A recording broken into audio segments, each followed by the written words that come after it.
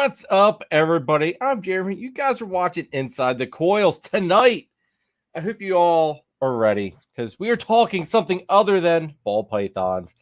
We've got Owen Mclntyre from Rogue Reptiles, PA breeder, has a bunch, and I'm not exaggerating by any means, folks. A bunch of different species that he works with, and on top of it, there's a lot of stuff that this man works with that is highly, highly desirable. And I know several people that want to get into some of the stuff that he is working with. So hopefully after this video or after this live, you guys hit this man up and fulfill your needs. So let's go ahead and bring Owen out. Here we go. What's up, Owen? What's going on? Not much. So tell us, dude.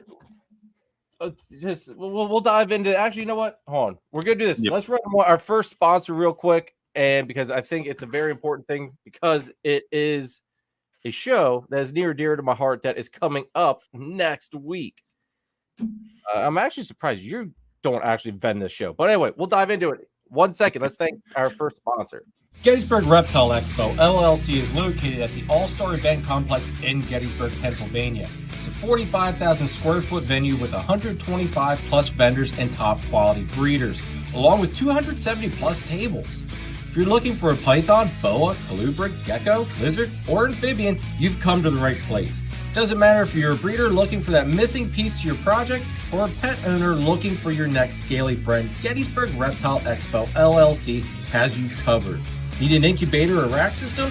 They have you covered with sea serpents set up there to meet all your needs. The next show dates are November 11th of 2023, March 23rd, and July 20th of 2024. Show times are from 9 a.m. to 4 p.m. Make sure to check them out on their website, Instagram, and Facebook. Mark your calendars because this is one show you don't want to miss. So I'll see you at Gettysburg Reptile Expo, LLC. So, Owen, that's one show we've got to get you into, dude, because a lot of the stuff you have, I have never seen it never seen it at that show. I went out to Gettysburg a couple times. It's a beautiful setup. I love the idea of the space and stuff like that. So I went out there a couple of times. I think I've been there twice.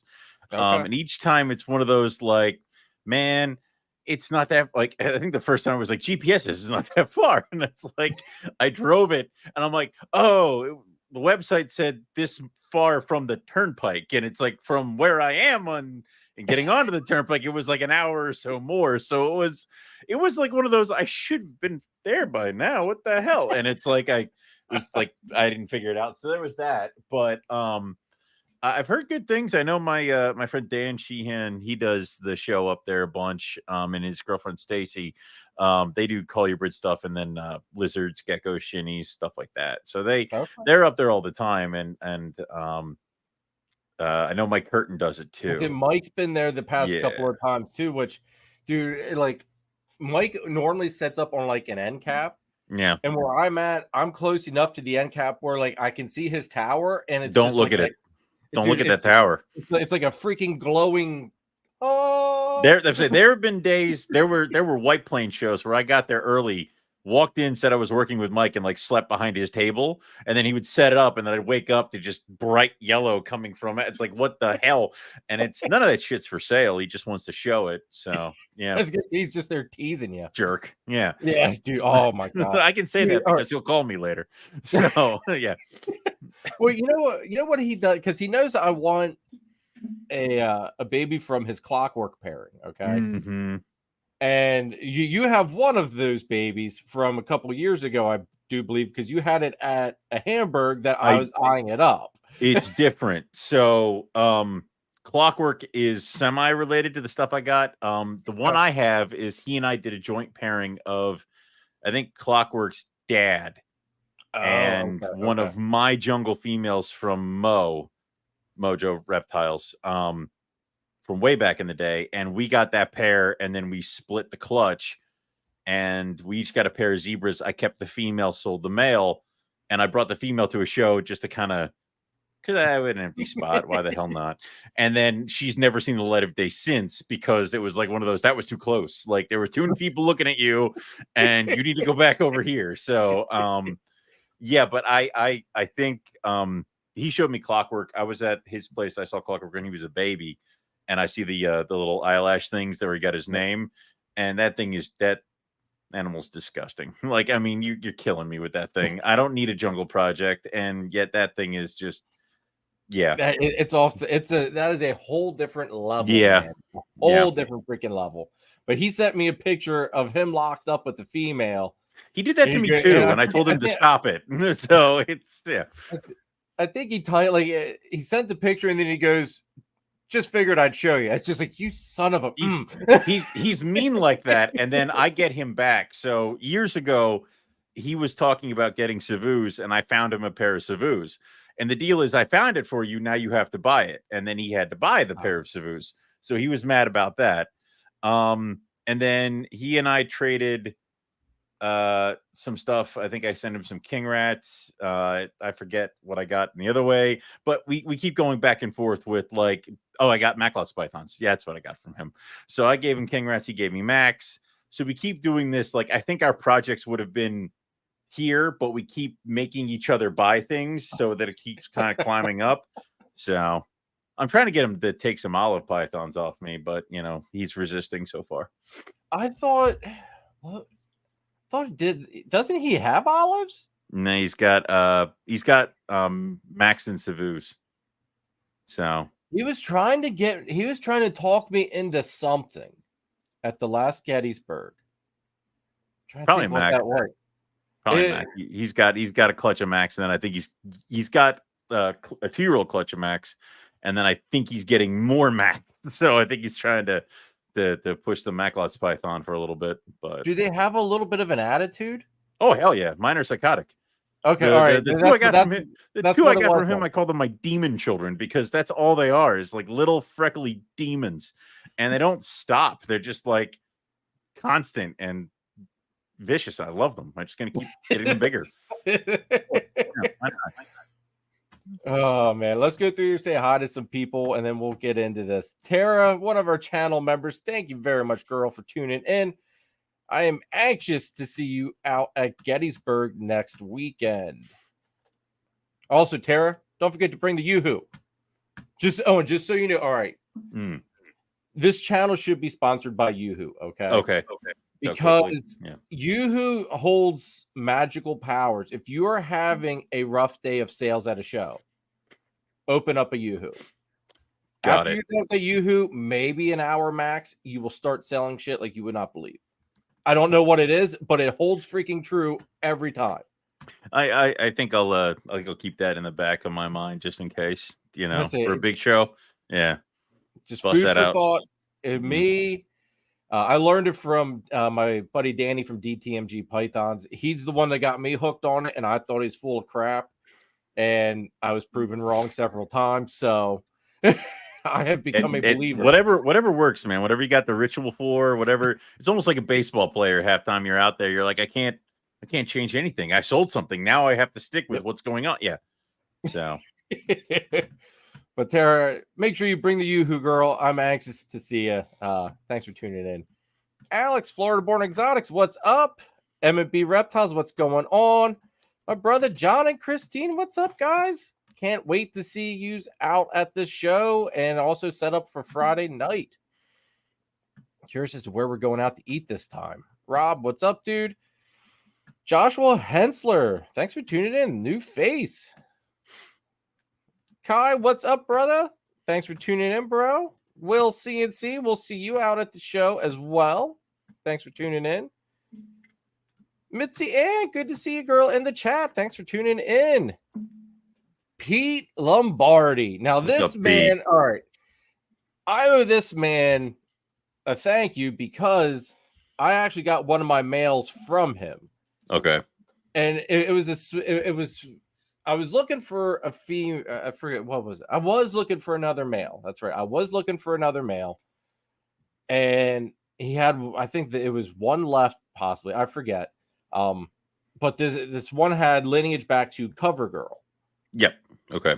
And the second he had told me that, it was like man, he just could have stopped talking because that was basically hook, line, sinker, done. Yep. Because that snake alone, I remember that cover of Reptiles magazine. That snake alone is what made me want to have a carpet python ever since. So he said that it's just like, all right, we're done. Here's the money. Bag it up. Yeah, Pete's got some good jungle stuff. He and I have kind of passed around each other a couple times with that kind of stuff. So I know he's got some good stuff too, hanging back there. I know he does jungles, but he had something else that he was working on too that I can't like. I try to keep track of what everybody's going in case I want something. So it's good to have a short list of people to call that you're like, I need this. I know someone, and you scurry off and get it. So well, see, like I told you, I need an ivory.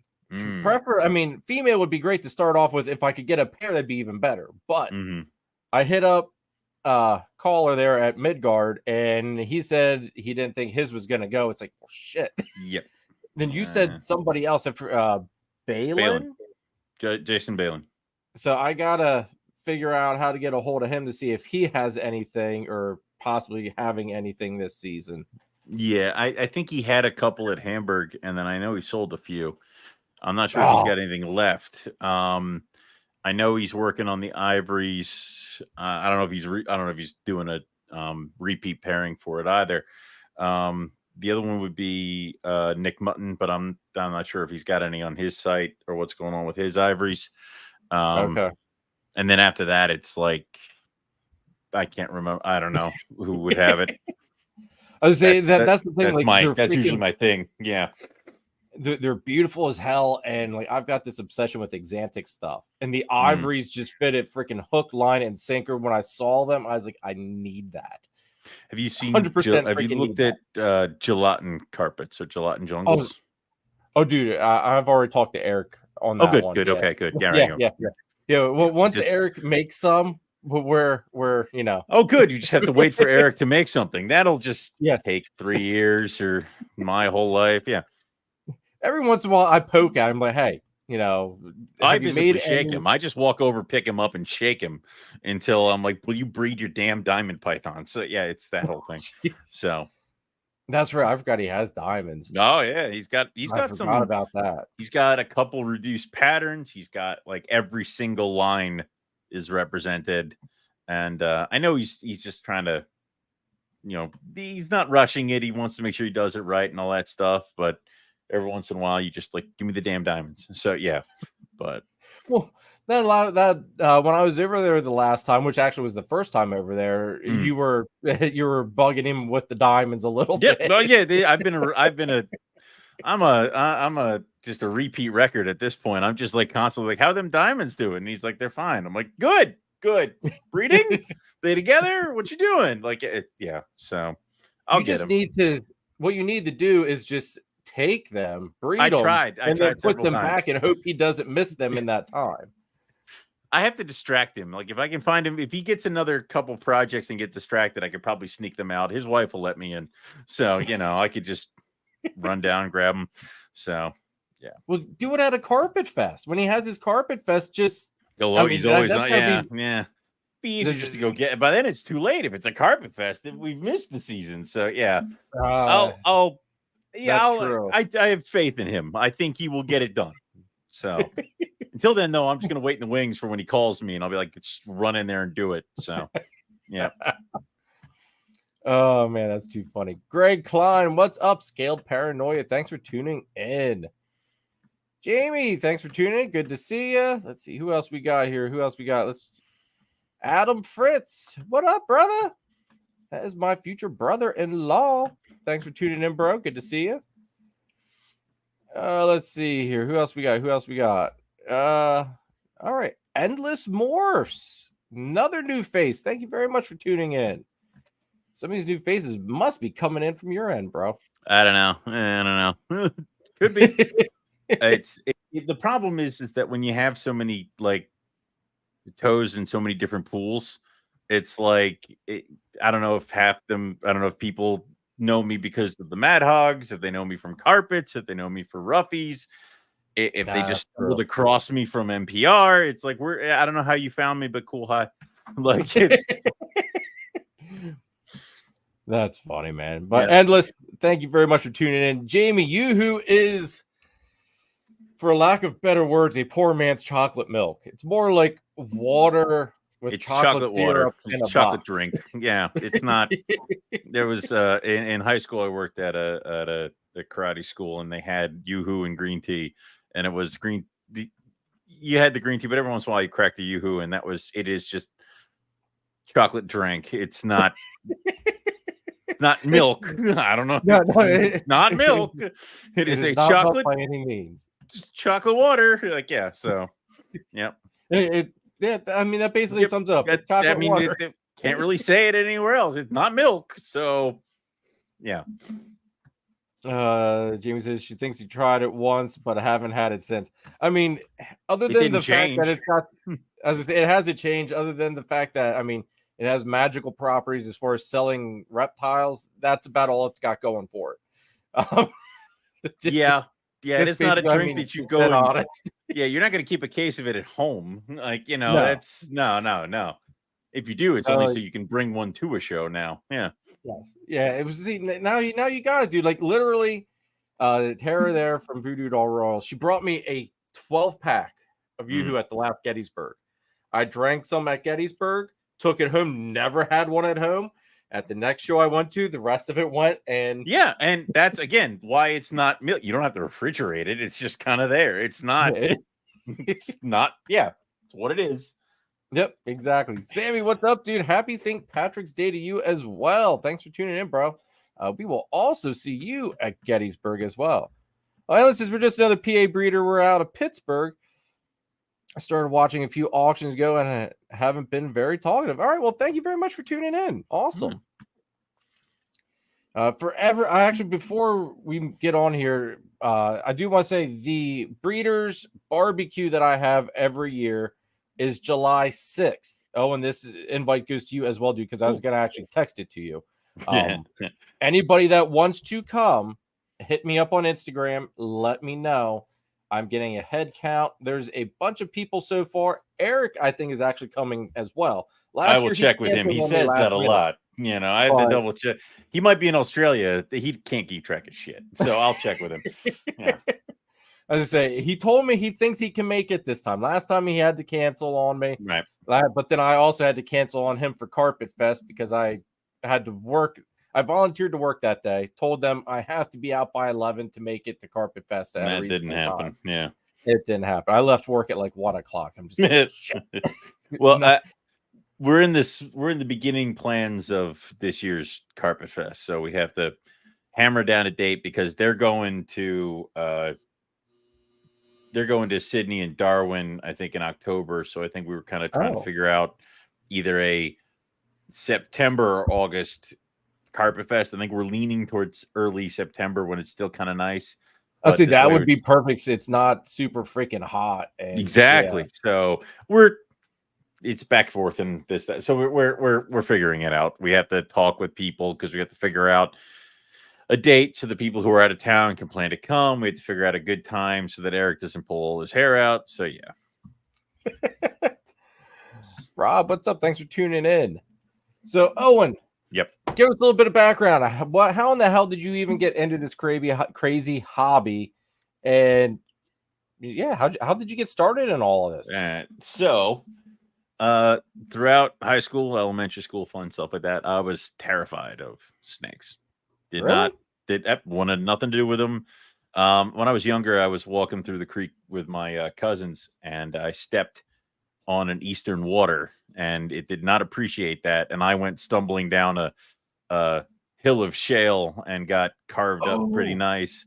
Not the snake's fault at all. I was a dumbass child and stepped on it. Like, totally understand now. Back then, held it responsible. So around high school, you start trying to figure out that these things aren't just bad and nothing's really wrong. It's just another animal. It's kind of that cool thing. So I get into college, and I went to an agricultural school for zoological science, things like that. And my roommate freshman year was Chris Foley of Cold Blooded Cafe. He's working with them right now. Okay. I was just say that name sounds freaking familiar. Yep. So I had no snakes, nothing, but I had an interest. He had a whole basement full of shit. Like we're talking monocle cobras, white lips, shiny, Texas leucistic rat snakes, stuff like that. So he would go to Hamburg and he would bring snakes to the dorm room and then leave and the thing like that. So I kind of got an interest. And of course, it was like a rite of passage from my college that you went to Hamburg and bought yourself like an alligator or something like that. So I go and I get a California king snake. And then that was the hook. That was the hook set, is the Cali. Where things started tumbling out of control is that my 18th birthday, I got a carpet python, just normal coastal. And then that was it. After that, it was snowball. One carpet became 10 carpets. Eventually, I'm hiding 20 snakes in my college dorm room. And if they had found me, I would have been still paying off the fines and probably would have been kicked out of school. But now, how in the hell did you hide that many carpets? I built a rack system. We lived in a 4-man, so it was walk in the door, and it was pretty much like they call it the living room, but it was like a hallway to a bathroom, and then it was our room, me and my roommate, and then the other 2 guys. So the hall closet, we didn't really use, so I built a rack system that went into the closet. So there's this large ass extension cord that went like out of our room, turned the corner, and into this closet. And it was like that, like everybody knew what was in there, but nobody opened it. Only I did. So I had like some lights and stuff in there. I got close to being caught once, and I managed to get them all off campus before they came in with security and checked everything. And they sent around an email saying that they were looking for Rogue Reptiles in Cook Hall. And I'm like, well, that's a great name. I'll take that. Thank you very much. So yeah, it was. But that was it. I wasn't trying that anymore. I was like 2 weeks away from graduation at that point. I'm like, they went back to my mother's. They stayed there, and the collection just grew after that. It went from like a small spare bedroom at my mom's to the basement room at my mom's, and then I got my own place, and then it just kind of exploded. Throughout all of that, I started doing NPR with Eric, which of course opens my eyes to many things outside of Morelia, which just makes the collection go in 10 million different directions. My wife is no help because I'm like, I'm thinking about getting these snakes, but they're expensive. Do it. Okay. Like, yes, dear. So it's, your wife needs to talk with my wife. Yeah. At this point, we have 35 different species of reptile at the house. I'm counting her tortoise. I have to deal with that damn thing. I'm counting her tortoise. So, yeah. Yep. 35 different. Okay, dude. All right. I knew you had a good bit of species. Mm-hmm. I did not know it was that vast. Yeah. Now, is it all snakes other than the tortoise, or is there geckos and lizards? I can't listen. I distrust geckos. I don't like an animal that falls apart in my hand intentionally. Rightfully so. I get that. I wanted pancake tortoises. She got a sulcata, and that is not that. So, and we refuse to breed the sulcata because there's enough sulcatas on this planet. But everything else is snakes. So it's really just the tortoise and then snakes. Yep. Oh wow, dude! Holy shit. Yep.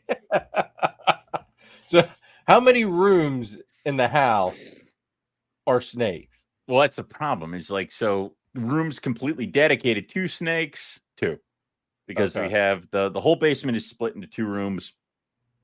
2.5. There's a third little off room. So there's the big main snake room. It's mainly the python species, and then there's a little offshoot room that is a lot of my colubrid stuff, and then there's a big main room that, because my basement is kind of a walkout, so the big walkout room is where I have my big 6 and 8 foot cages for my big species, stuff like that. Things I want to give a little bit more room because they dislike me. And then upstairs in the living room, I have a big terrarium with my rhinos. And then I'm planning another terrarium for some diamonds. And then up here in my office is where Morelia Carinata, the rough scale pythons are. Okay. Yeah. So damn, dude. Technically the entire house. So like, I mean, we're getting close to we're redoing our guest room right now. And I'm like, I could put a terrarium in here for some bamboo rat snakes, right? We don't need much. We just put them over here. So that it might expand there. So far there's no reptiles in our bedroom or any of the bathrooms. All right, now Yep. something in the bathroom that would be badass. I mean, it would be nice. I cannot deny that. Like a built-in, kind of like terrarium, built-in terrarium. Like maybe like if you had it wide enough on the wall, like beside the mirror or something. There's a zoo that does that. That there's the Boland's Python exhibit is in the bathroom. Like you go to the bathroom and it's built into the wall. Like I know there's a zoo that does that. I don't know which. I can't remember which zoo at the top of my head. But yeah. So I'm like, well, I mean, I would possibly put some dart frogs or something like that. But I hate dealing with fruit flies. So it's like you got to find the right snake species. This is why the Asian colubrids are my friends, because I can just stick them anywhere. They're fine. They're room temp. Oh, that's funny, man. Mm-hmm. So now, how did you meet Eric? Like, so something tells me the way just watching you two on NPR, there's got to be a very good story that leads up to how you two became friends and kind of went down the path that you guys did. You would think that, and it's like it's weird because he and I grew up maybe 15-20 minutes away from each other and had no interaction, like ships passing in the night kind of a thing. Like you came close and he's like, hey, I was there. I'm like, oh shit. Like I did. I'm like, hey, I did my student teaching here. He's like, that's a block from my house. Oh, like it was all that shit. So what ended up happening is, so he started buying carpet pythons. He started getting into carpet pythons. I had already had my first clutch by 2010, which is when he was kind of getting back into it. He had stepped away from reptiles for a bit.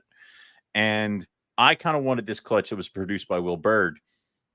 And Will Bird did this thing that if you bought an animal, he would say sold, and then he would put thank you and either put your name or your initials or something. So this entire clutch, I would go on Will Bird's website, and then the one I wanted would be sold. Thanks, Eric. I'm like, okay. And then I go back the next day. I'm like, well, all right, that other one might still be there. Thank you, sold EB. I'm like, okay. And then this one sold to Eric. I'm like, who is this asshole? Like I want these snakes. And he kept buying them. And then I remember finding out that he was amassing a pretty nice sized carpet collection and that he was going to be in my backyard. I'm like, crap, I'm never going to sell another carpet in my life. It's gone. I'm toast. So then on the MP forums, the Morelia Python forums, back in the day before everything shifted over to Facebook and killed forums and stuff like that, he had put out that he had done one episode of a podcast of NPR and that he was looking for a co-host. And I'm like thinking, all right, I could possibly do something like this. Is kind of interests me, and I was kind of the bug in my ear, and also I like having this guy close in case I needed to kill him. So I was gonna say keep an eye on you. Yeah, that was that whole thing. So I'm like, all right, and I literally typed out a message and deleted it because I'm like, I'm not gonna do this. I don't want to freaking do this. And then I typed out a whole nother message that was much shorter, not as eloquent as my first one, and was just like, I could do it, and like toss that at him. And I'm like thinking he's probably got a ton of other people because I had maybe one or two clutches under my belt. And I'm like, he's rubbing elbows with some of the like Nick Mutton, some of the bigger guys, like bigger carpet breeders. And he responds to me, and I'm like, oh, shit. I'm like, all right, well, we'll have a phone conversation. We'll figure it out. So we have a phone conversation, and we maybe have like a 10-20 minute phone conversation. And then he's like, all right, let's do an episode. And I'm like, okay. So then we did the second episode of NPR, which is like introducing Owen, which is me and him having our second conversation ever on air, recorded. And there we go. And it was the first season of NPR. You kind of feel like you see where we're feeling each other out. We're trying to figure out how far we can go. who everything goes, and everything just starts to kind of click with various jokes and stuff that we throw at each other. There was one where we were talking to a guy who's got, I forget even who it was, he had a bunch of really nice, gorgeous cages, and I had just paid to have a ton of stackable PVC black cages built for my room to like my specifications, all that stuff. So Eric's like, oh, it's like, Owen, it's like me. I got all these really nice snakes and these really, like, he kept them all in tubs and bins and racks. He's like, I got all these really beautiful snakes in these crappy bins. And Owen has these really nice cages. I'm like, and what? And then that was it, because then we both just started cracking up. And it's like, that was it that broke the camel's back. Because then after that point, we just throw jabs at each other. We just play off each other. And it's like, it's honest to God. It's like people are expecting us to walk in there and be like, we've known each other for years. It's been NPR has been on air for 13 years, and Eric and I have known each other for 13 years. So, yeah. So when you think about that, that's a hell of a long time to have a podcast going on. I mean, I know you guys always refer to him as like the pod father, and the say about the longest running podcast. That has got to be the longest running podcast, or the longest running reptile podcast. I know that much, because there's always a couple ones that would pop up and they'd want to debate us or fight us, and I'm like, what? We're just trying to talk reptiles here. And then they would fall by the wayside. It's honestly Eric steering the ship and us being consistent and having fun outside of the podcast what keeps it going. So if he and I hated each other, it would have gone. Or if he and I weren't actually building a relationship outside of the podcast, it would have been gone. But like, we've literally traveled to the other side of the world. We've gone on various trips looking for reptiles in the US. We've slept in the car on the way to Tinley Park a couple times. Like, it's a bunch of that kind of stuff that have the adventure on the outside that helps make the podcast better. And honestly, I've been I tease him about the Podfather thing all the goddamn time. Like, it was I think it was something like, it was like 2 weeks ago where somebody posted up something about him and saying the Podfather. I'm like, oh yes, thank you, Podfather. And he goes, hey man, I do it with a whole crew of people. I'm like, yes, the Podfather is so he's so regal. He's passing it out. More praise upon the Podfather. He's like, shut up. I'm like, okay, just. I think I said the next time we go herping, I'm gonna follow him and be like, the Podfather says, look under that rock. I'm like, yeah. So, but oh my god, dude, that there's a couple times where I think just like IG live it or something freaking. Oh yeah, there's a couple times where I go and I annoy him, and I'm thinking he's either gonna throw something at me or he's gonna laugh. And so far he's been laughing. One day I'll get something thrown at me. So he'll get some snake out of nowhere, be like, oh, yeah, exactly. Just, there's your death adder, you jerk. Yeah, so there's that kind of stuff. So you can the point is that you can have that fun, and you need that give and take. And it's almost like you watch any podcast that has some success where there's two hosts. There has to be a give and take. There has to be a relationship. Otherwise, it's just like you're watching paint dry, and it's like, oh, okay. Like it's hard. It's hard to get that rhythm. It is, and that's one like with me doing this solo, which is I think even harder. It is like, I guess maybe that's I'm very much an introvert. So doing this and getting people on, I've talked to you several different times now by now. Yeah. So this is a lot easier, like if everybody can't tell. But I've had people on there where it's kind of like, I'm like just more or less pulling teeth. They're introvert, I'm introvert. So it's like we didn't really feed off each other very well. But this gets me out of that whole shell. Now, I have thought about doing something similar to like what you and Eric have with the co-host type of deal. And certain lives I'll have, I'll call it a solo, but I'll send out, a link to one or two really good friends that are in the industry. And I know when they come on, it's like, all right, well, this is like a 3-hour show. And like, we literally have to put the brakes on at 3 hours because we will go for 4 or 5 if you let us. that happens. Like it used to be, the old episodes of NPR were like 3-4 hours long, and it's like, God damn it, if we had knowing what we know now back then, you record the 4 hours and you break into part 1, part 2, and you have 2 podcasts, and you take a break next week. Like, and that's what we should have done, but we didn't do it. We just dropped 4 hours worth of reptile craziness on people. But and they listened to it. I bet you every oh my God. Every show was live.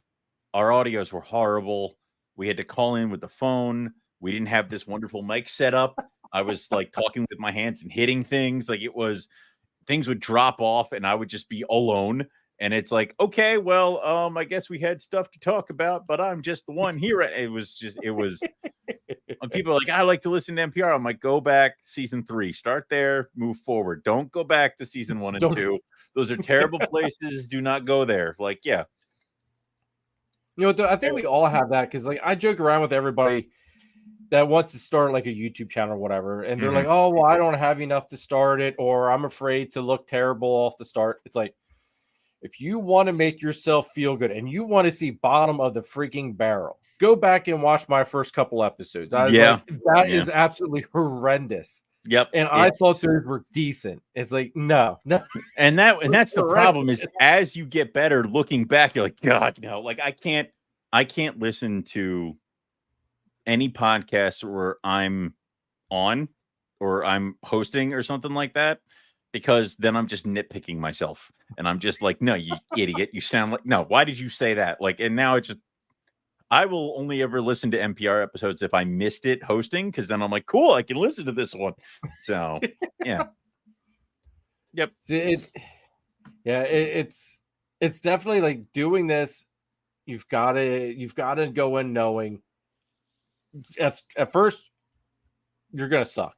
Yeah. That's all there is to it. There's nowhere else to go but up from when you start. Like that. But that's the thing is, you do what most people can't do or won't do, because everybody will be out there and say that there's a nitpick or there's a thing or that they would do it this way. All right, well, get off the chair and put your money where your mouth is. Do it.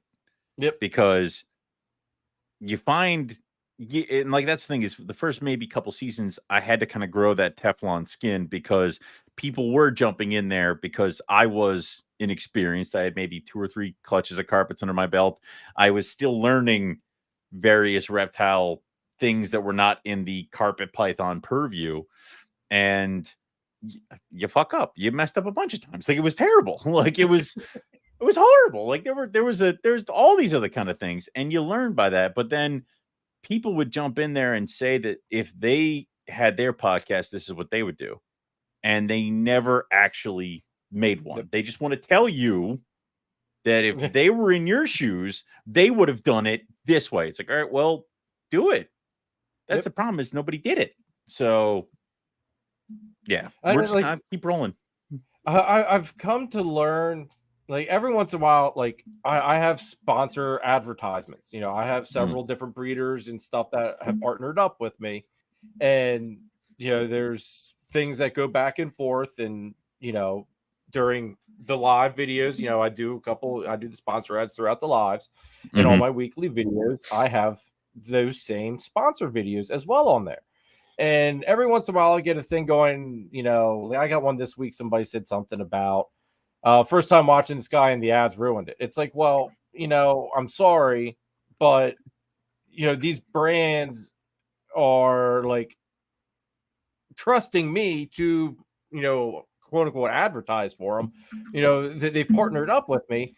It's like, have you never watched cable television? Like, you know, it's like you never watched a TV show in your life, because apparently every single one you've ever watched was ruined by the ads that came in there. Like, it happens. This is what it is. I mean, I know, like, sometimes, all right, some of my videos are a little on the shorter side. Okay. Some, like, unboxings.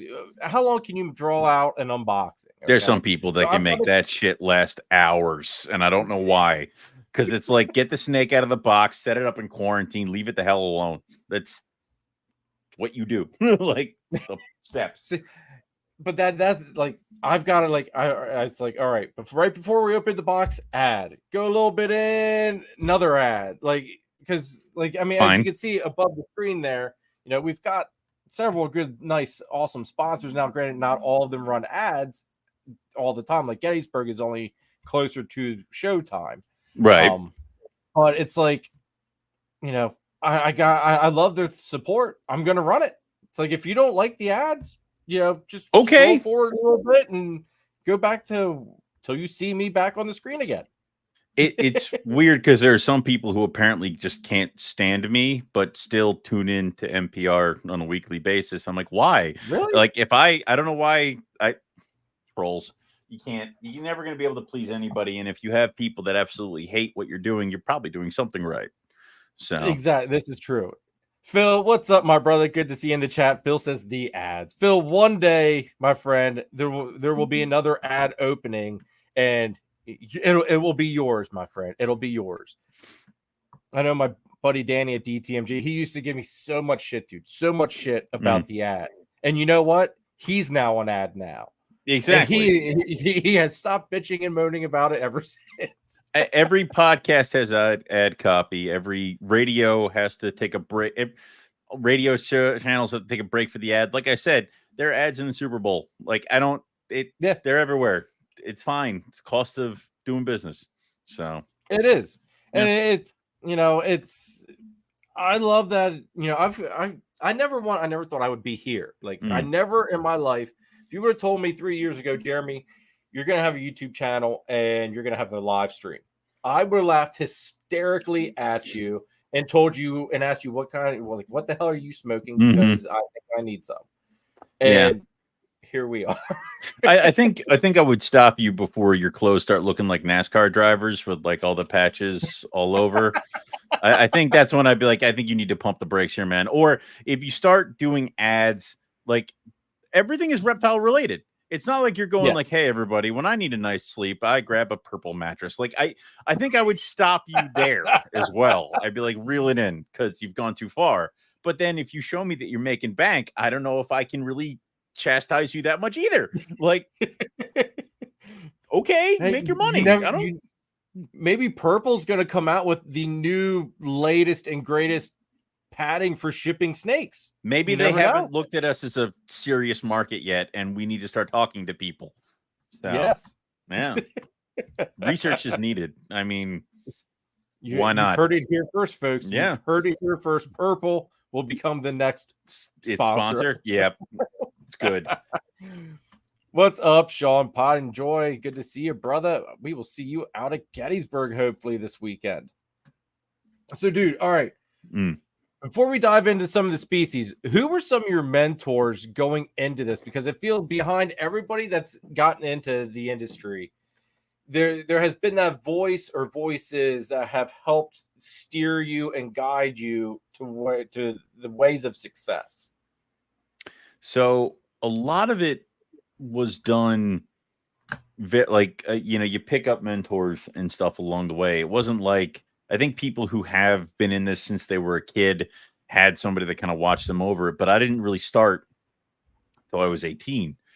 So a lot of my stuff was finding the mentors online or finding stuff that they've written. So I remember my first breeding season, I had printed out an article that Will Leary had written on breeding carpet pythons, and I had it blown up to like poster size, and I would just read. And then Anthony Caponetto had things on his website. So it was a lot of that, but mentors in just kind of building up. I mean, I would say Eric was definitely some of major influence on my collection and everything like that. So he was probably something, but then he would say that I helped him too. So it would kind of be that nice back and forth there, but there was no real larger above me kind of guy holding my hand through it. Cause I can tell you right now, a lot of times I ran screaming into a wall and then had to deal with all the shit that happened there. So it's like a lot of times when people ask me for advice and I tell them not to do something, it's because I did it and it didn't go well.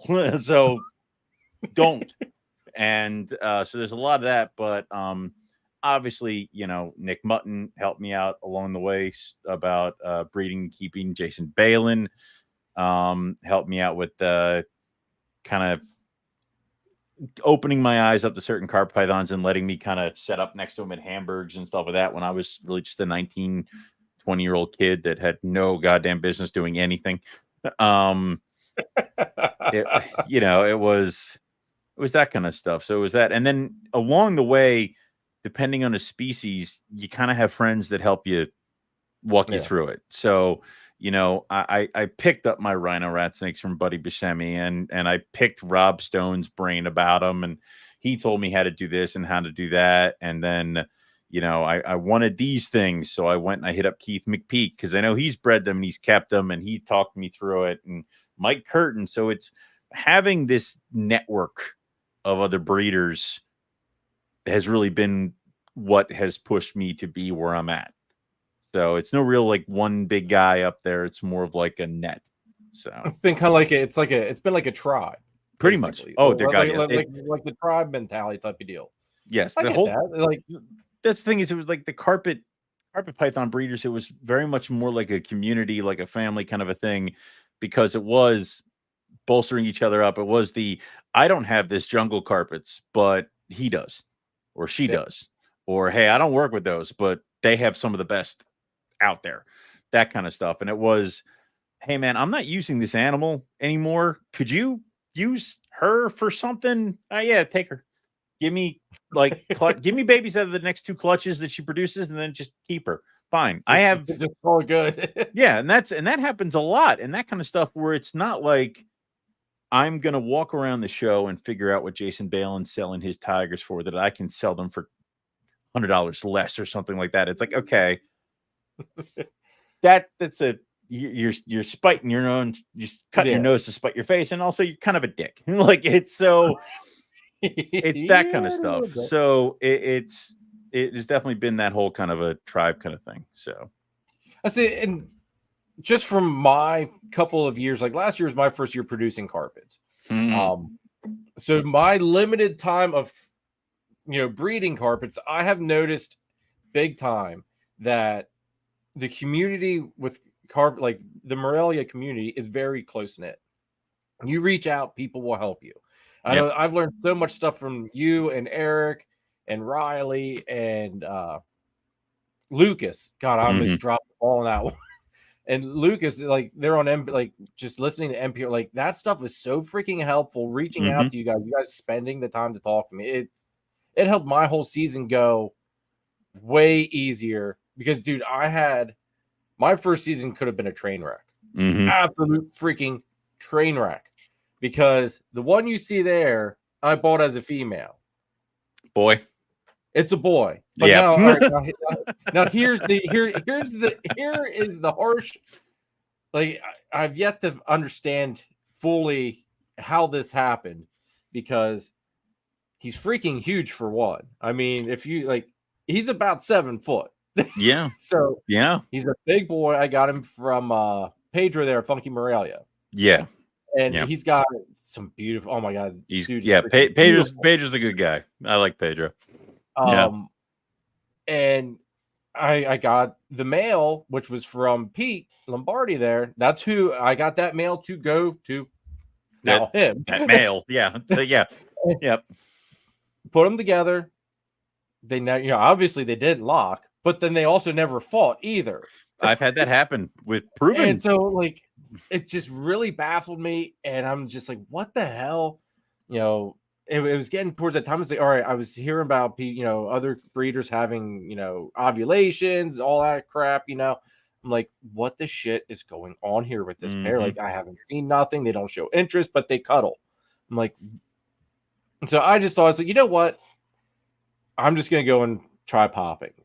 I've never popped a carpet python in my life. Thought, we'll give it a shot. I've heard you can do it. We'll just be gentle.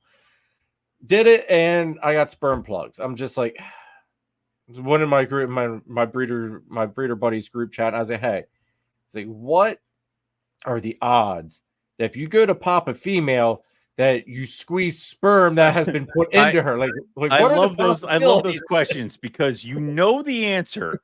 But what you're trying to do is try to find somebody who's going to tell you something that you don't already know. Like it like what a sperm plug looks like. Just because it came out of carpet doesn't mean it's any different than any of the sperm plug from anywhere else. And it's like, but I have it. But could this be something else? It could be. It might be. Let me ask other people, and then they're all gonna be like, "That's a boy."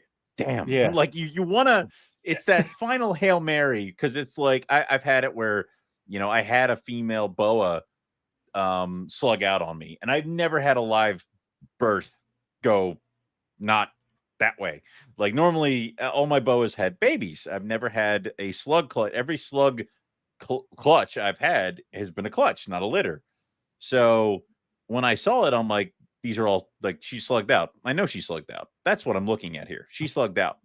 And I took a picture and sent it to my friend. I'm like, what happened here? And he goes, you know what happened there? Like, what do you mean? What are you asking? You know what you're looking at.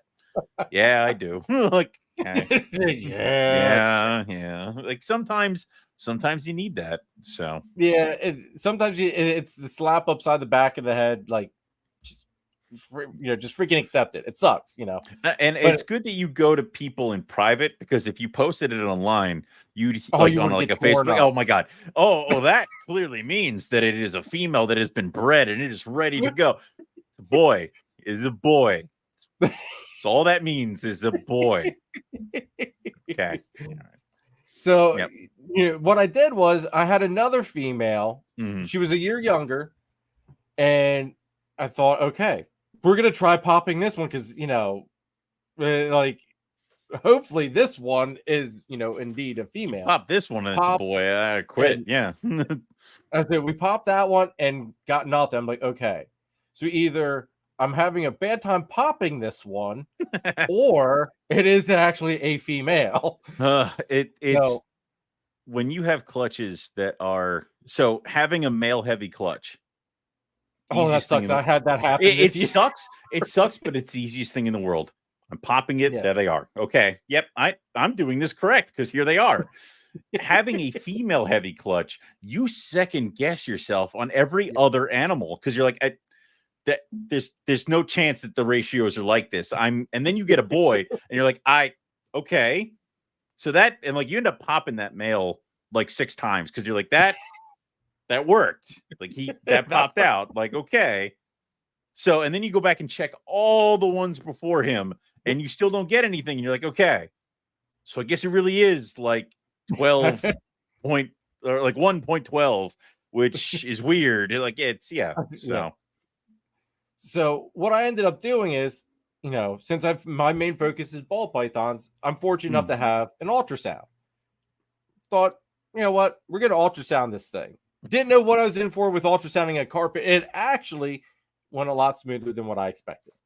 She did not fight me. She did not try to crawl away like I expected. She actually just kind of laid there and accepted it. And she had 17 mil follicles. Okay. So then, luckily, that evening, you guys had an episode of NPR going on. So I then in the chat said, hey, dumb question. At what size follicles do carpet pythons ovulate at? And because there was like nothing on the internet. There was one article and it said around 25. Yeah. Like, I don't know. It was the only number I have found in all my research. And I forget, I think you guys had Nick on that night. Yeah. And like Nick, I think Nick even responded to it. He goes, who ultrasounds carpets? He goes, I'm saying, if the answer is any number, I'm going to be shocked, because I don't fucking know. But it's like, it's almost like how much do your carpet pythons weigh? I don't know. They're that heavy. I don't they eat that. No. If you get a carpet python that sits still long enough to weigh, you have accomplished something. Why would you do that? It's like how anybody's like, how long are your scrubs? I don't know. And I don't care, because I'm not going in there to be like, hang on, let's just see how. No, that's just, no. I don't know. They're over there. So come on. If you want to know, you come over here. You want to know, you come measure them.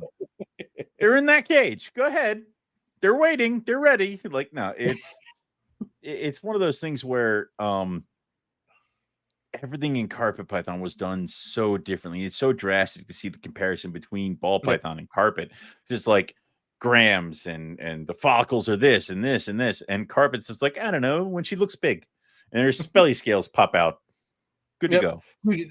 That like that was like probably the most frustrating part about learning carpets is because a lot of people, it's like, well, they're seasonal breeders. You just breed within that season. If they go, they go. If they don't, they don't. It's like, but like, ball pythons have a season, but I have ball pythons that breed all year round. Yeah, it's like my season is all year.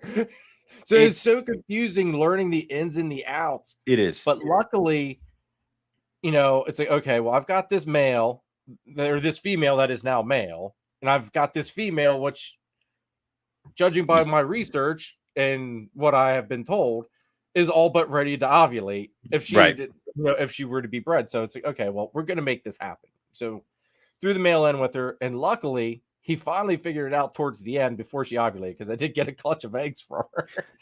But oh my God, man, it's weird watching them, because sometimes you'll get locks and then nothing will happen, and sometimes you won't see a single freaking lock, and then you'll see her and she's huge and she's basking belly up, and you're like, you don't normally do that. So and it's the same thing I found with certain species other than Morelia, where it's like, nope, want nothing to do with each other, and then something clicks, and all of a sudden they're together in the bin, and you're seeing him court her, you're seeing visible locks, and then you're like, what did I do? Like, I did nothing different. So like, what happened? What was the trigger? And sometimes it's something small. Sometimes it's something that, I fed my white lips large rats because I ran out of medium rats, and that big meal right after spring was enough to push her over the edge to ovulate. And I started keeping the males in way longer than I used to, and he happened to be in there right when she ovulated, and that was it. So, okay, let's do that again. Like, let's try that again. So it's that stuff. And sometimes just seeing and keeping and being mindful of what's going on. You see your male ripping apart his cage. Something is causing him to do that. He's not just being an a-hole. Dude, he's still doing it. So I do think he is being an a-hole right now. I mean, maybe. I mean, listen, some of them are. Well, both females he's gone to have ovulated. Actually, the one's due to lay in the end of this month, not next Saturday, but the next is when she's due to lay. But both of them have ovulated. They've given me their pre-lay sheds. So like now he's just like moving his water bowl around, moving hides literally from one side. He will not chill out, and he won't chill till those eggs are on the ground. So okay. It's so like I had this with my pine snakes, is they were all in a stack, and the males would push and drag all their mulch away from the doors because the female was down low, and she'd already been bred, she'd already ovulated, she was already gravid, she was huge, and they would just rip apart all the mulch and do the stuff. She laid, it all stopped. Because I would push the mulch back every day, and then once she laid those eggs, once those eggs hit the ground, she was like, that's enough. They just stopped. Boys just stopped being jerks. My male rough scale python is just like constantly crawling up the glass until the females lay eggs. And then he's just like, all right, cool, I'm back on my branch and do whatever. So it's until that happens. I'm gonna have to, because last year he didn't do it, but last year he only went to her, and it was his first year. Right. This year he knows what he was doing, and he went to 2, so I think it got him a little bit more wound up. When you see males cruise, it's time to start figuring out what's going on. The huge thing is males will cruise and go nuts, but the female needs another year. Like right now, I have my male Timor python wrecking his cage on a daily goddamn basis because his cage is back to back with the female. Female needs another year. Female needs another year. Now, could she be ovulating? Yes. Do I want to put her through that to get maybe 4 eggs and kill her? Probably not. So let's just chill out. You can do your thing, wreck your cage. I'll put it back together. Next year, I expect the same kind of enthusiasm, please, and then we'll figure it out. Next year, he won't give a damn. He won't give a shit. Like that's the problem, is that if you get because he's shown this enthusiasm and because he's shown all this kind of movement and the want, he is now what I like to call the maintenance diet, where your ass is not getting the larger food. You're going to stay where you're at because I want you to be at this speed, this rate, this size. the worst thing you possibly do in my collection is become a proven male, because now I'm like, good. You're good. You're good. This is where you need to be. Like, and now you will never go any further. Females, like, they're constantly making eggs, dropping eggs, fasting. So they're always getting bigger and more food. So, yeah, sucks for him, but he'll be all right. It sucks to be him. Yeah, sucks to be him. He'll be all right. He'll be fine. So. Holly, what's up, girl? Thanks for tuning in. Another channel member plus another channel sponsor, guys. Check out Texoma Exotics, please. You guys need some work to your, like this live stream. Holly did all the work here, got me the awesome backgrounds, put all the logos up there really nice, all the intros, the outros, all that stuff. Plus, she helps out big time on the live auctions. Go give her some love, guys. Plus, she's got her own YouTube channel. Go over there, hit the subscribe button. Check out her live stream. She does 2 during the week. I believe it's Wednesday or Thursday. I can never remember it. I think it's Thursday, now that I think about it. I think it's Thursday and Saturday. I'm always there for Saturday. I always catch the one during the week on the replay. That's why I can't remember it. But definitely go out and check Texoma Exotics out, guys.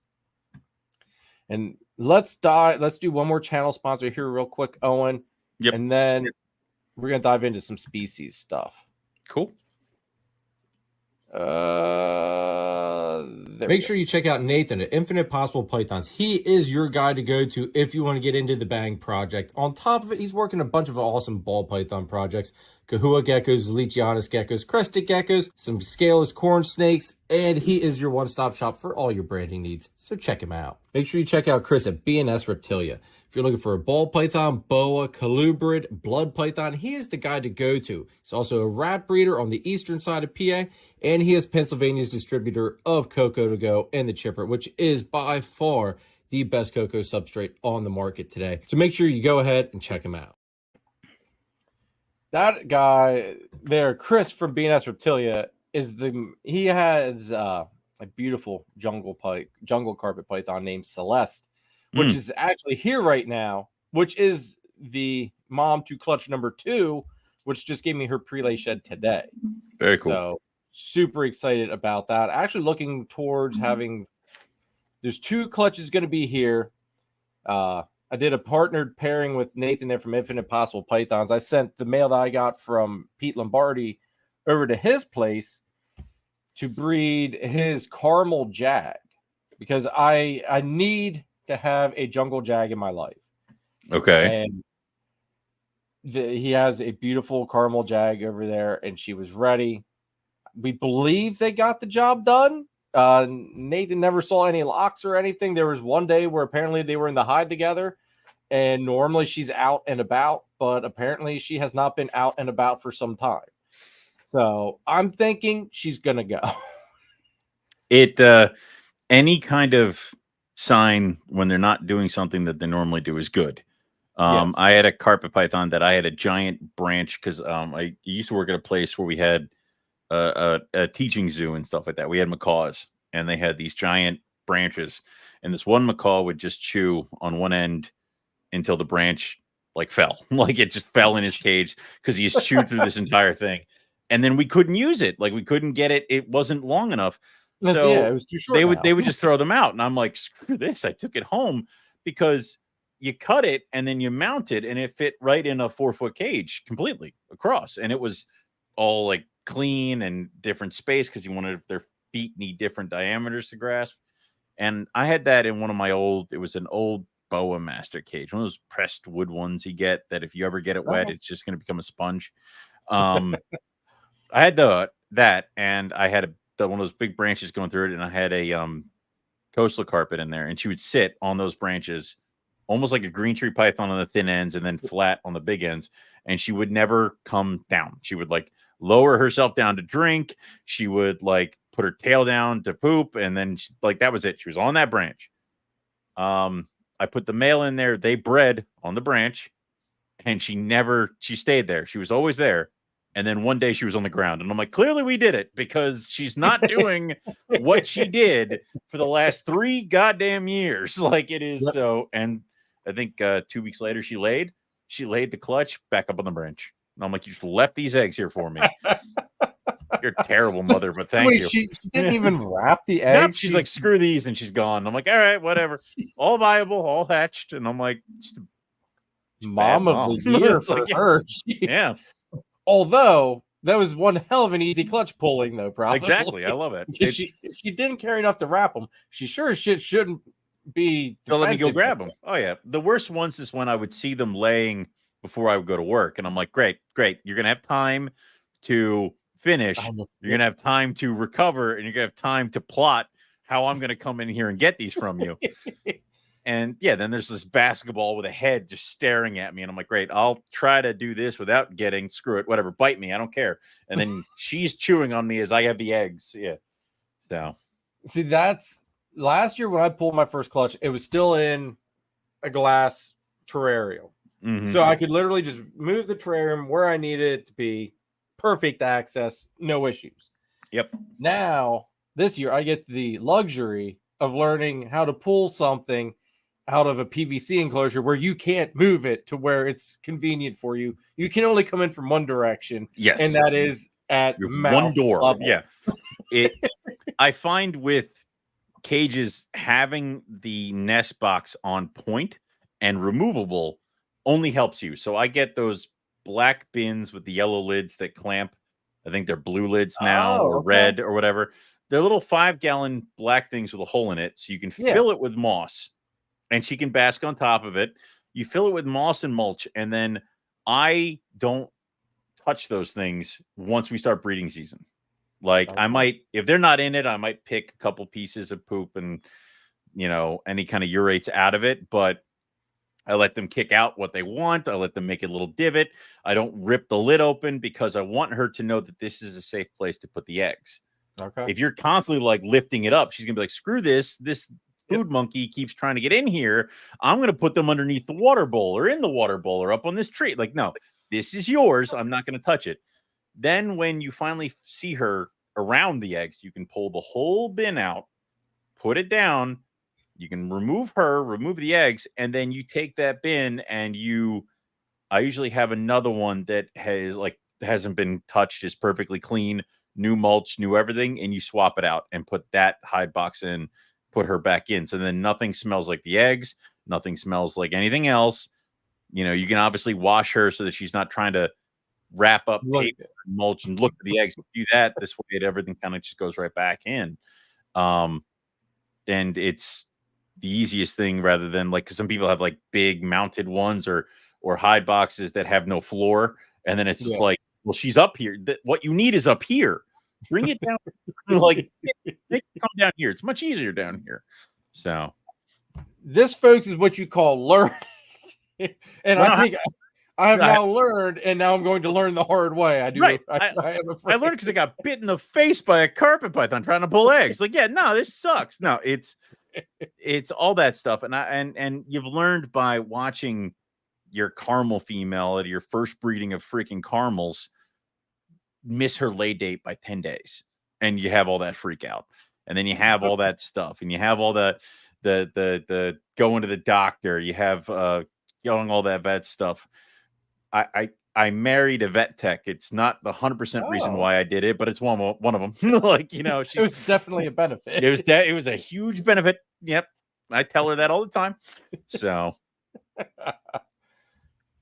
oh man, that's funny. So, what species are you working with, Owen? Oh, I know carpets, obviously. All right, you want the full list? Well, give us your top 5. Your top 5 of what excites you the most that you keep and breed. It's hard because obviously carpets. There's that. And what locales do you mainly work with? I have jungles, coastals, IJs, Darwins, Bredli. So you got them all. Nah, I don't have inlands. You have missing inlands? Yeah, I have pop ones. Okay. I have a pair of het granites because I've never been able to breed pop ones, and it pisses me off. So I have a pair of het granites that I'm raising up to breed them to get the check mark, and then I'm going to drop them off at Eric's house because I'm tired as crap. because everybody's like, it's the easiest carpet python to breed. I'm like, well, what the hell? Like, I've also only had like a pair at a time, and it's like you're putting all your eggs in one basket here. Yeah. So, but then I have all the Liasis species. So, olives, Macklot, Savus, Waters, Dunai, black and gold face white lips, which I love white lips. Dude, those we will dive into the white lip stuff here. Okay. Ruffies are my favorite creature on this goddamn planet. So rough scale python is basically just, anybody who doesn't know, it's a brown keeled scale green tree python that acts more like a carpet python with fish hooks for teeth. It's fantastic. Rhino rat snakes are up there. I got a pair of Argentine boas now, and obviously the Leo Heterodon, the giant Madagascar hognose are awesome. My false water cobras are cool. There's too much shit, dude. Like, I have Baron's racers, I have scrubs, I have are your scrubs the spawn of Satan too? I have a pair of captive born and bred Waminas from Nick Mutton. So yes, being that they were born in captivity, they're still just as horrible. So yeah, they scare the hell out of me because they're not quick to bite, but they're quick to move. So it's like they flow like water, and then they start going, I don't know if I'm really okay with this. I'm like, okay, I'm sorry. Like, I'm just gonna put you back. Like, just stop like grabbing everything. It's the female will take the hook and she's like, this is mine now. And I'm like, have it. That's fine. I have another one. And then you win. You win. You take that. I will come back later when you're off of it. And that's what I've had to do sometimes. So yep. Yep. So, because I know I'll at least tell my one buddy that I told you he's into the false water cobras. Yep. What about them excites you about them? Just dive into a little bit about false water cobras and what makes them so badass. So I got a pair of false water cobra from Zach Loafman because I mentioned on the show that I kind of wanted false water cobra, and he goes, "Are you home Tuesday?" And I'm like, "Yeah, why?" He's getting a box. I'm like, "Okay," like, and he just sent them to me. I liked them because I had gotten the Madagascar hognose, and the Madagascar hognose, you need to understand, is it's more closely related to a black mamba than it is. Oh, really? Yes, than it is a Western hognose that wears a top hat. Like, it's got a hood, like it does that kind of elongated hood thing that the mambas do. It is a rear fang venomous. The bite, I've taken dozens. It's not harmful, but it could be to somebody. Okay. And I like to refer to them as Diet Dr. False Water Cobra because it's what it is. It's a big ass colubrid with a potentially bad bite that is just kind of, they're garbage disposals. They'll eat anything. They're really cool because you can cohabitate them. I've had success with my two trios just producing every year and getting those babies to go. So the jump from the Madagascar hognose to the false water cobra was just, they get bigger. So falsies get much bigger. Falsies get, I think they almost kind of command a little bit more respect because of how their size is and how there are some people who do have bad reactions to their bites. They're just garbage disposals. My female will eat anything you put in there. Like, I give them a bowl of food every 2 weeks because I don't feed them weekly like some people say you're supposed to, just because I'd be down there all the time. So every other week they get a bowl of food, and there's like quail eggs, chicken, fish, frog legs, a rat. They will eat everything then. And they'll just she ate an iguana once. Like, it just scoops her food out and does all this. So they'll just eat it all, and they're awesome. Crazy. Oh yeah, they're fun. That's freaking nuts, man. I was on a pretty big colubrid kick after the Mad Hogs were kind of really doing well. That's what led to the Baron's Racers, the Chinese King Rats, the False Water Cobra, then the Bamboo Rats, the Vietnamese Blue Beauties. All that kind of stuff. Blue. Oh, dude, those things are freaking. Yeah. Yeah, I thought I had a pair. So they were eating neck and neck. They both got huge, and I'm like, all right, yeah, here we go. But they're both females. And that's not going to do you too good for making babies. I'm like, well, like, kind of why I can't get eggs. Oh, that's why. So I got a boy, but I got him, and it was like, oh yeah, you should be ready to go next year. And I got him, and it seems like everything I get recently, when it arrives, it is smaller than I expected. So, and it started with him, and I'm like, yeah, he'll be ready to go next year. And I'm like, oh yeah, I'm at FedEx, and I'm like, I have a box, and they bring it out. I'm like, either he's in there, like they stamped him in there, like they crammed him in there, or he is not as big as I was expecting. He was not, but we're working at it. I put him in with the females, and he's like, get me the hell out of here. I'm like, all right, give you a year. It's like, it's fine. Here's food. Just get bigger. So, just grow, Junior. Just grow, please, please, please. And then, of course, you're trying to make sure that the females just don't eclipse him because they're just massive. And they're one of those animals that when you start, like when you're taking them out, you're like, eventually I will get to the head any minute now. Like it's. How long are they roughly? Mine are at least 6.5, but they don't. Oh, wow. Okay. They don't seem that way. It's almost like because they're such a long and thin species, like the tip of their tail is probably touching the ground and their head is up here, but they're never all the way stretched out. And they have those like tree snake bodies where it's almost like a triangle kind of a head, like kind of a body.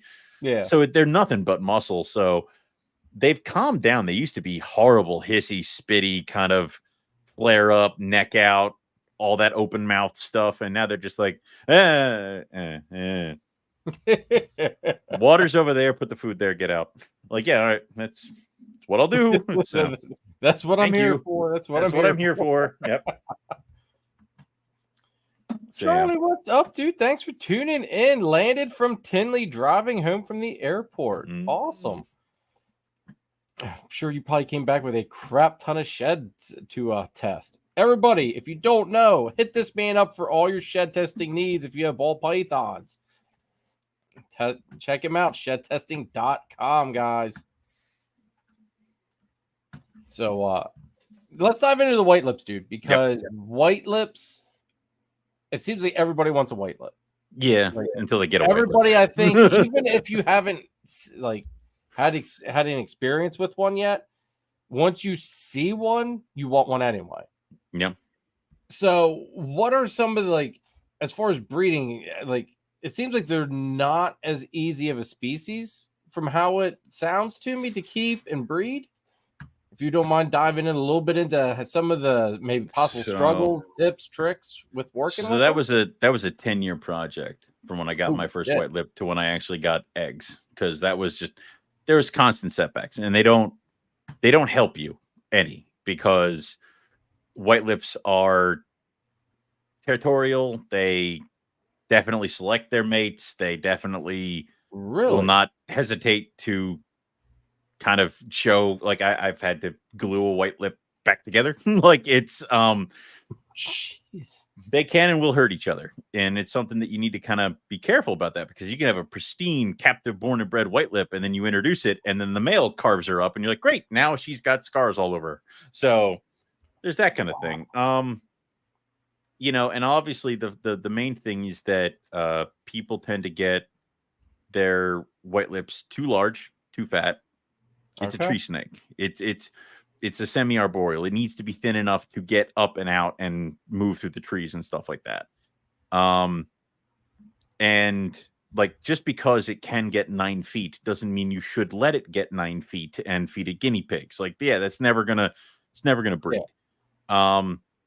Obviously, what I would say is that if you can start with captive born and bred, it helps so much more, because they learn your routine as a young age, and then they kind of get to the trick, and you can start exposing them to winters and other kind of food cycling as they grow, and then it's not a shock for them. Because I feel like white lips and a lot of these other species that are hard to breed is that they're hard to settle. They're hard to feel like this is a safe place, this is a good place, and then to ovulate and have eggs. So it's like, if I have a white lip pair and I try to breed it once they hit 4 years old. Like say I raised them up. I brought them in wild caughts. Maybe I brought them in as juveniles. Maybe I got an adult. And they're roughly about 4 years old, and I try to breed it. It doesn't go. Then I try to breed it again. It doesn't go. Then I change up how I keep them entirely. They don't go. Well, that's because all of these things changed on them, and now they're freaking out. Changed the whole thing, yeah. So then after that third year of not getting them to breed, I quit, and I sell them to you. And you keep them, even though we're still in Pennsylvania, you keep them in an entirely different setup in an entirely different way. Even if it's the same kind of parameters that I told you, still something different. Throws them off again. And it's almost like they need consistency. They need like a couple of years of consistency, constantly exposing them to food cycling the same way, to the temperatures the same way, to, you know, each other the same way, and then removing anything that might totally freak them the hell out. And then you might get lucky. Then you might get a clutch. That's just kind of how it really kind of goes, is that you have to kind of keep the parameters going. If you bail on the project, you're restarting the clock. I also found that white lips maybe don't breed at 3 or 4. Maybe females need about to be 5, 6, 7 to produce. Oh, wow. Okay. So I have currently, I have a trio of adult gold phase white lips, a pair of adult black phase white lips. See, the gold ones are awesome. Yeah. The black ones. Everyone has their preference. It's either gold or black. It's like, yeah. I have a pair of juvenile captive born and bred black phase. And then I have a trio of yearling gold phase. Okay. Captive born and bred. I also have a juvenile gold wild caught that's kicking around here. So yeah, I have a lot of white lips. The idea is also, I think it's another reverse. So my proven male gold face white lip, he's a captive born and bred boy. When I got him, he arrived huge. Like he was eating extra large rats. He's 6 foot, maybe. He was big. And he came with a female that was bigger, and she died, and I started to slim him down. I fed him nothing but birds. I fed him sparingly. He lost all that weight, and he just became this 6 foot long, big-headed white lip with a slim body that was nothing but muscle. And I went and I got my wild caught female when she was about 4. She was an adult, and they said that she had bred before. She laid eggs, which is, show me pictures or it's bullshit. And I kept her for 2 years in the setup with everybody and stuff like that before I introduced him. And she's only about 5 foot long, maybe. So he's got like size and, you know, yeah, he's significantly bigger. He's bigger. And I think he's not going to put up with any bullshit. So, you know, he's definitely, when he's in there, he's a little bit intimidating. And, you know, the females have taken swings at him every once in a while, but he can shrug it off. So I also think it's that too, where it's almost the reverse, where you don't want the female to be this big monster and then have a small male. You need it to be that the boy can kind of hold his own, if not overpower. So, but in 22, I put them together like I always do. And one day she looked like she swallowed a football. Like she was huge. And again, that year I had run out of medium rats, and the price of medium rats was ridiculous. So I just kept buying larges and throwing them to some of my snakes. And she took a large and she looked huge. So then that passed through her. And then I came back and she looked like she had eaten like a bunny. Like it looked like that times 10. And I'm like, okay, something's going on here. And her and the male they went from noodling, kind of hanging around the cage with each other, to he was actively following her. I saw my first couple locks, and it was one of those that you're not 100% sure. Like we was talking about before, I know what I'm seeing, but I need someone else to confirm what I'm seeing here. So I texted people, and they're like, yeah, it's a lock, dude. Of course it's a lock. Like that's that you know what you're looking at. And then I'm like, nah, it's never going to happen. Like if you listen back to the NPR episodes, Eric's like, dude, you got it. I'm like, no, I don't. Not till those eggs are on the ground. And he's like, what do you mean? She's basking belly up. Like you sent me pictures. I'm like, no, not till those eggs are on the ground. I'm like, yeah, well, she could lay a bunch of slugs. He goes, what? Like, just so then she laid and we got the clutch of golds. So yeah, that was the first clutch of white lips. And then the proven pairs together right now. Because that's the other thing too, is that all of a sudden they were together. They were kind of not really paying attention to each other. And then they both went into shed at the same time, which I'm like, all right, separated them, let them shed back together. So we'll just see how it goes. Now, this is probably a dumb question because I think I know the answer to this one. Can you mix the black and the golds?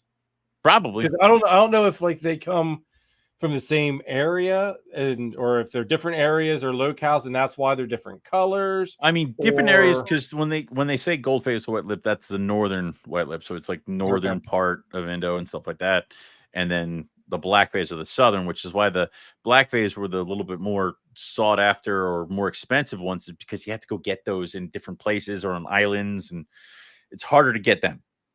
Okay. So you could probably, and I think there's probably a couple things out there that might be crosses, but it's one of those, if you do it, it doesn't really gain you any, like, it doesn't help you. Like your gold phase white lip project is not better, and you've now just taken your black phase white lip project and knocked it down. Like, there's no gain from that. It kind of goes back to the mixing locales with carpets, essentially, on certain speed or on certain locales. Some of that, because here's the thing with carpets, if you want to play Mad Scientist, you can play Mad Scientist, and then it's just a pretty snake in a box. But you can never put the genie back in the bottle. It's going to be a mix of all this stuff. Now, I've seen we had an episode with Darren Whitaker down in Australia, and he mixes a ton of stuff for color, and some of his stuff is absolutely freaking gorgeous. If you just want a snake in a box, that's fine. But there's a goal to that. There's an enhancement to that. I'm going to breed this to this so that I can get an albino version of this mutation that's in a different locality of carpet python when albino is in a different locality as well. Okay. Yeah. Breeding gold and black face white lips, it's like, I'm going to take the gold out of this gold face white lip and I'm going to fuck up the black out of this black face white lip. And that'll be a thing. It's like, I don't know why. What's the point? I'm like, what's the end result here? I don't know. Okay. All right. It'd be like trying to breed a Sensinia to a rainbow boa. What are you trying to achieve? Just to say you did it? Congratulations, you did it. What now? You also screwed up something major. You've done this. Look what you did. Like, there was way back in the day, there was a Collins python, which was a carpet mixed with a Bolins. And it's like, you got a Bolins that was breeding something, and you threw it at a carpet instead of another Bolins. Like, what is the point of this? And there were some people who were like, it looks cool. I'm like, it looks like a crappy Bolins, but or a weird carpet. Like, I don't know what do you want? Like, what was the end game here? It wasn't to make a really cool looking carpet python, because if you're going to do that, more power to you. It's like green tree pythons. If you want to make an insane looking green tree python to have that be a fixture, and you don't care what localities you're mixing, you're just going for like the bluest blue, do it. More power to you. But if the end result is just to say that you crossed a green tree python with a blood python, I don't, what? Okay. Like, you did it. It's horrible. It's an abomination to nature, and it looks like shit. You could have just not done this. So, yeah. I think the big thing for me, and I'll use the carpets to the green trees, is that with the outcrossing with the carpets like that, and the hybridization, I guess is the better way to put it, is that we can't get anything new. Right. Like what we have here is it. Like, that's right. But it's funny because way back in the day when the first albino carpets were hatched in the country, there was a lot of pushback because it was they were Darwin IJ crosses. Okay. So Darwin Papuan crosses babies. Those babies were here. They were the first albino carpets born in the country. They were mixes. The next year later, the pure albino Darwins showed up.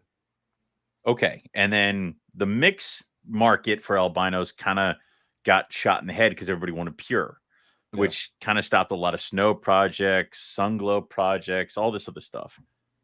But the issue now is that with the new book and the nomenclature change and all the taxonomy, those animals are now pure.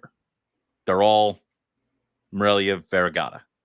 So having an albino granite 100% pure, according to the new book. A little bit back then, sacrilege.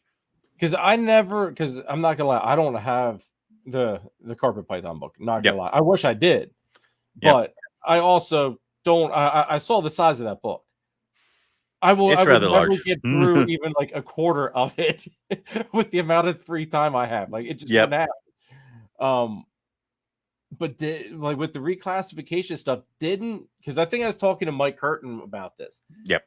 Didn't like the coastals now become okay with the jungles, and they kind of reclassified the coastals to be Chenii or something like that. I forget how he had worded it to me. The issue is that everything in the country is potentially compromised because of the new change. Because at one point, what we were calling coastals were actually more closely related to jungles than they were other coastals. So the true coastal, the 100% coastal out there is the McDowelley.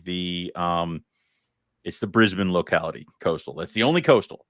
So everything else that was considered a coastal, Rockhampton, all those other localities, everything else that we would call a coastal or was called a coastal is more closely related to the jungle carpets than it is to the only true coastal, Brisbane.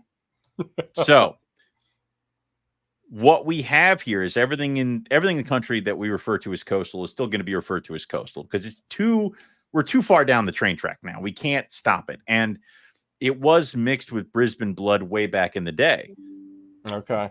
But everything's all over the place. So yes, a jungle jaguar right now is still probably a little bit better, but there's still Brisbane in our original stock of coastals. So yes, there was Brisbane in there, which is true coastal. And yes, we did breed them to other coastal carpets, which are more closely related to jungles. So there was Chenii in there. So basically coastal is the American coastal. What we have in the country referred to as coastal is Chenii McDowelley. It's a mix. Okay. That's what it is. But you still shouldn't, you still can't take a coastal and a jungle and be like pure. Like, no, it's well, they do. Like when him and I were talking about it, I'm there thinking, it's like, okay, I get the reclassification of it, but there is a distinct color difference. Yes, between the two. So it's like, it's hard. You have to understand is that Australia is huge, and the carpets change as you go up the coast, and these carpets here that are in the jungle, they obviously look like jungle carpets because they need to blend in. And also the black and yellow jungles that we have in the United States, they have been bred. They've been line bred for that black. Dear and yellow, God, yeah. Like since the 90s, all we've been doing is putting black and yellow to black and yellow, black and yellow. Jungles in Australia probably look closer to gelatin jungles, which are now just gelatin carpets, or some other high yellow coastals. Like that's more along the lines of what you're looking at. So again, the coastal blood is where there's a mix between McDowelley and Chenii. Jungle is we're taking everybody's word that it's 100% Chenii. There's going to be question marks. Like however far back you go, eventually you're going to run into a guy that either said, oh yeah, it was a Chenii that I shoved in a tape deck and smuggled to the United States, or it came from a zoo stock or whatever. And it's hard. So it's almost like we've kind of adopted when the question is asked, is it pure coastal? Yeah, these are coastal morphs. This is American coastal, was American coastal, American coastal. This was American coastal to jungle. So it's a Chenii coastal mix. Like it's fine. So jungle jags in theory, could have been 100% pure, but the coastal stock itself was mixed. So there you go. They're still a damn beautiful animal. I don't They're gorgeous. I have several. I have a which actually I'm considering getting out of jungle jags because I have I have an ocelot female that's a proven female, but she is a jag with a capital J. And then I have her daughter left. All those other ones are gone. There's some pretty babies, but it's when you have Mike Curtin in your backyard, it's like, I'll make the ones that he would sell. Like, I don't, it's plus I have, I know what you mean. Mike's got some of the, he's got some of that stuff. It's just like you sit there and you just be like, why? Plus, why does he have to have these? Right. And I'm leaning more towards, like, I have zebra jags and I have zebras, but I'm kind of redoing the project for jungles to just make good looking zebras and good looking jungles, because that's fine. You eventually get to the point where you don't need to be the one that produces every single morph that's out there in the book. You just got to find your morph. So, and I find I have more success by refining a morph that I like than being like, I don't know, I made albinos this year. Like, it's much more fun that way. So I'm kind of going to start cutting back on a few things so that I can just really go hard at have some nice jungles and some nice zebras, and then just produce really nice jungles, really nice zebras. Because you know what? If you're into jungles, if you want to take one of my zebras and throw it into your jungle project, or take it and throw it into your jungle jag project, fine, cool, knock yourself out. I'll produce some of the best building blocks. Like, my idea is to try to produce something that's along the lines of Clockwork and stuff like that. Or, and then this way people will want to take it and use it for their zebra project, their jungle project, their jungle jag project, their caramel zebra. I don't give a shit. Like, I want a good representation. So rather than just producing zebras to say I produce zebras, I produce zebras. The other thing is too, is I've noticed, like I said, one season of carpets under my belt. By no means am I anything fantastic special, but the thing I think is awesome, like, because working with all the ball pythons, you've got all these morphs that go for different pattern. You don't need the different morphs for the carpets, because every freaking one is so drastically different from the other. Like, the one male I held back, dude, I'll have to send you a picture of him because I sent it to Eric. Like, he's basically almost looks like he's diamond to an extent. Like, he's very reduced pattern, nothing but tipping and a little bit of pattern to him, but just tipping out the freaking wazoo. I was even showing Mike Curtin pictures of him, like, his head's even tipping out, like the blacks in the head even tipping out there. It's like, dude, this thing's freaking phenomenal. But that's the thing, is with the carpet clutch, I did it. I mean, that with a carpet clutch, you could, depending on the parents and depending on what you're going for, you can almost build like 3 projects out of one clutch, depending on, I'll take this way, I'll take this way, I'll take this way. And that's why I keep telling people you need to keep 1.1 from every clutch at least a year. Those are your holdbacks. Now, if you sell them after a year because of whatever reason you're going in a different direction, fine. But hold them back. Hold the best looking pair out of every clutch so that you can make that decision in a year, whether you're going to keep them or not, or whether you're going to fit them in, or whether they're going to go there. Because you don't ever want to sell something and then find out it was the perfect thing that you needed for this project or this thing, or you decided that was going to catch your eye. So it is what helps it. And then you can build a whole project. So I have, I posted on my Instagram, I think a couple of days ago, a tiger I produced this year, and she's completely striped. And I'm like, okay, you stay here. And then it's like, I'm like, I have female tigers. Yeah, but she's really nice. Like, in a year, if things are changing, or I have, like, redoing stuff or looking at other projects, and she has to go, well, now she's a year old and she looks even more stunning. Okay, then she can go. But by the way, she's not going anywhere. No, she's staying. Everybody. No, she's staying. I will figure that. I will ditch something else. Yeah. So, but that helps you out with building out your projects and seeing how everything progresses. Because you know what, there's sometimes where it doesn't go. What I like to do is star all the ones that I really like, and then as they develop, be like, circle. Now you're the one I'm choosing. You get to stay. There have been a couple ones that I've starred, and then like a couple months go by, and I'm like, scribble. Nope, you get to go. Like this, you're not, and not because they necessarily turned ugly. It's just they don't fit. This isn't what I wanted. This isn't what the project is. You've had that time to look at them, work with them. You're like, you know what? Yeah, you don't fit. That's the worst part of carpets, is that sometimes you produce a clutch and you put out the babies, and there's like one that just stays forever because it just doesn't fit with other people's projects, and it doesn't fit with your project. And it's one of those, like, you has to find the right person at the right time that's getting into the right thing, and then they'll snag it. But like all its siblings, like, sold immediately. It's just this one, something about her or him, it just doesn't fit. Dude, I think that they said that, and maybe it's just because I only had one clutch to worry about moving. But carpets seem to, at least the jungles anyway, like they fly. Like, I don't want to say they fly off the shelf, but to an extent they kind of do. Like it, and I've been told that because I was actually talking to a friend of mine the other day about it. And he goes, well, Jeremy goes, part of it's because like people that are watching your channel hear your passion for them and hear how you talk about them, how you work with them. And it gets them to realize that they don't fit those stereotypes necessarily. I mean, some do, let's face it. I mean, baby carpets are jackasses. Jerks. Yeah. 100%, but they'll eat. So I'll forgive them. They're being jerks. Yeah. It seems like that stigma of them being nasty, people not wanting to keep them, isn't like, it's evolving, and it seems like more and more people are getting into them now.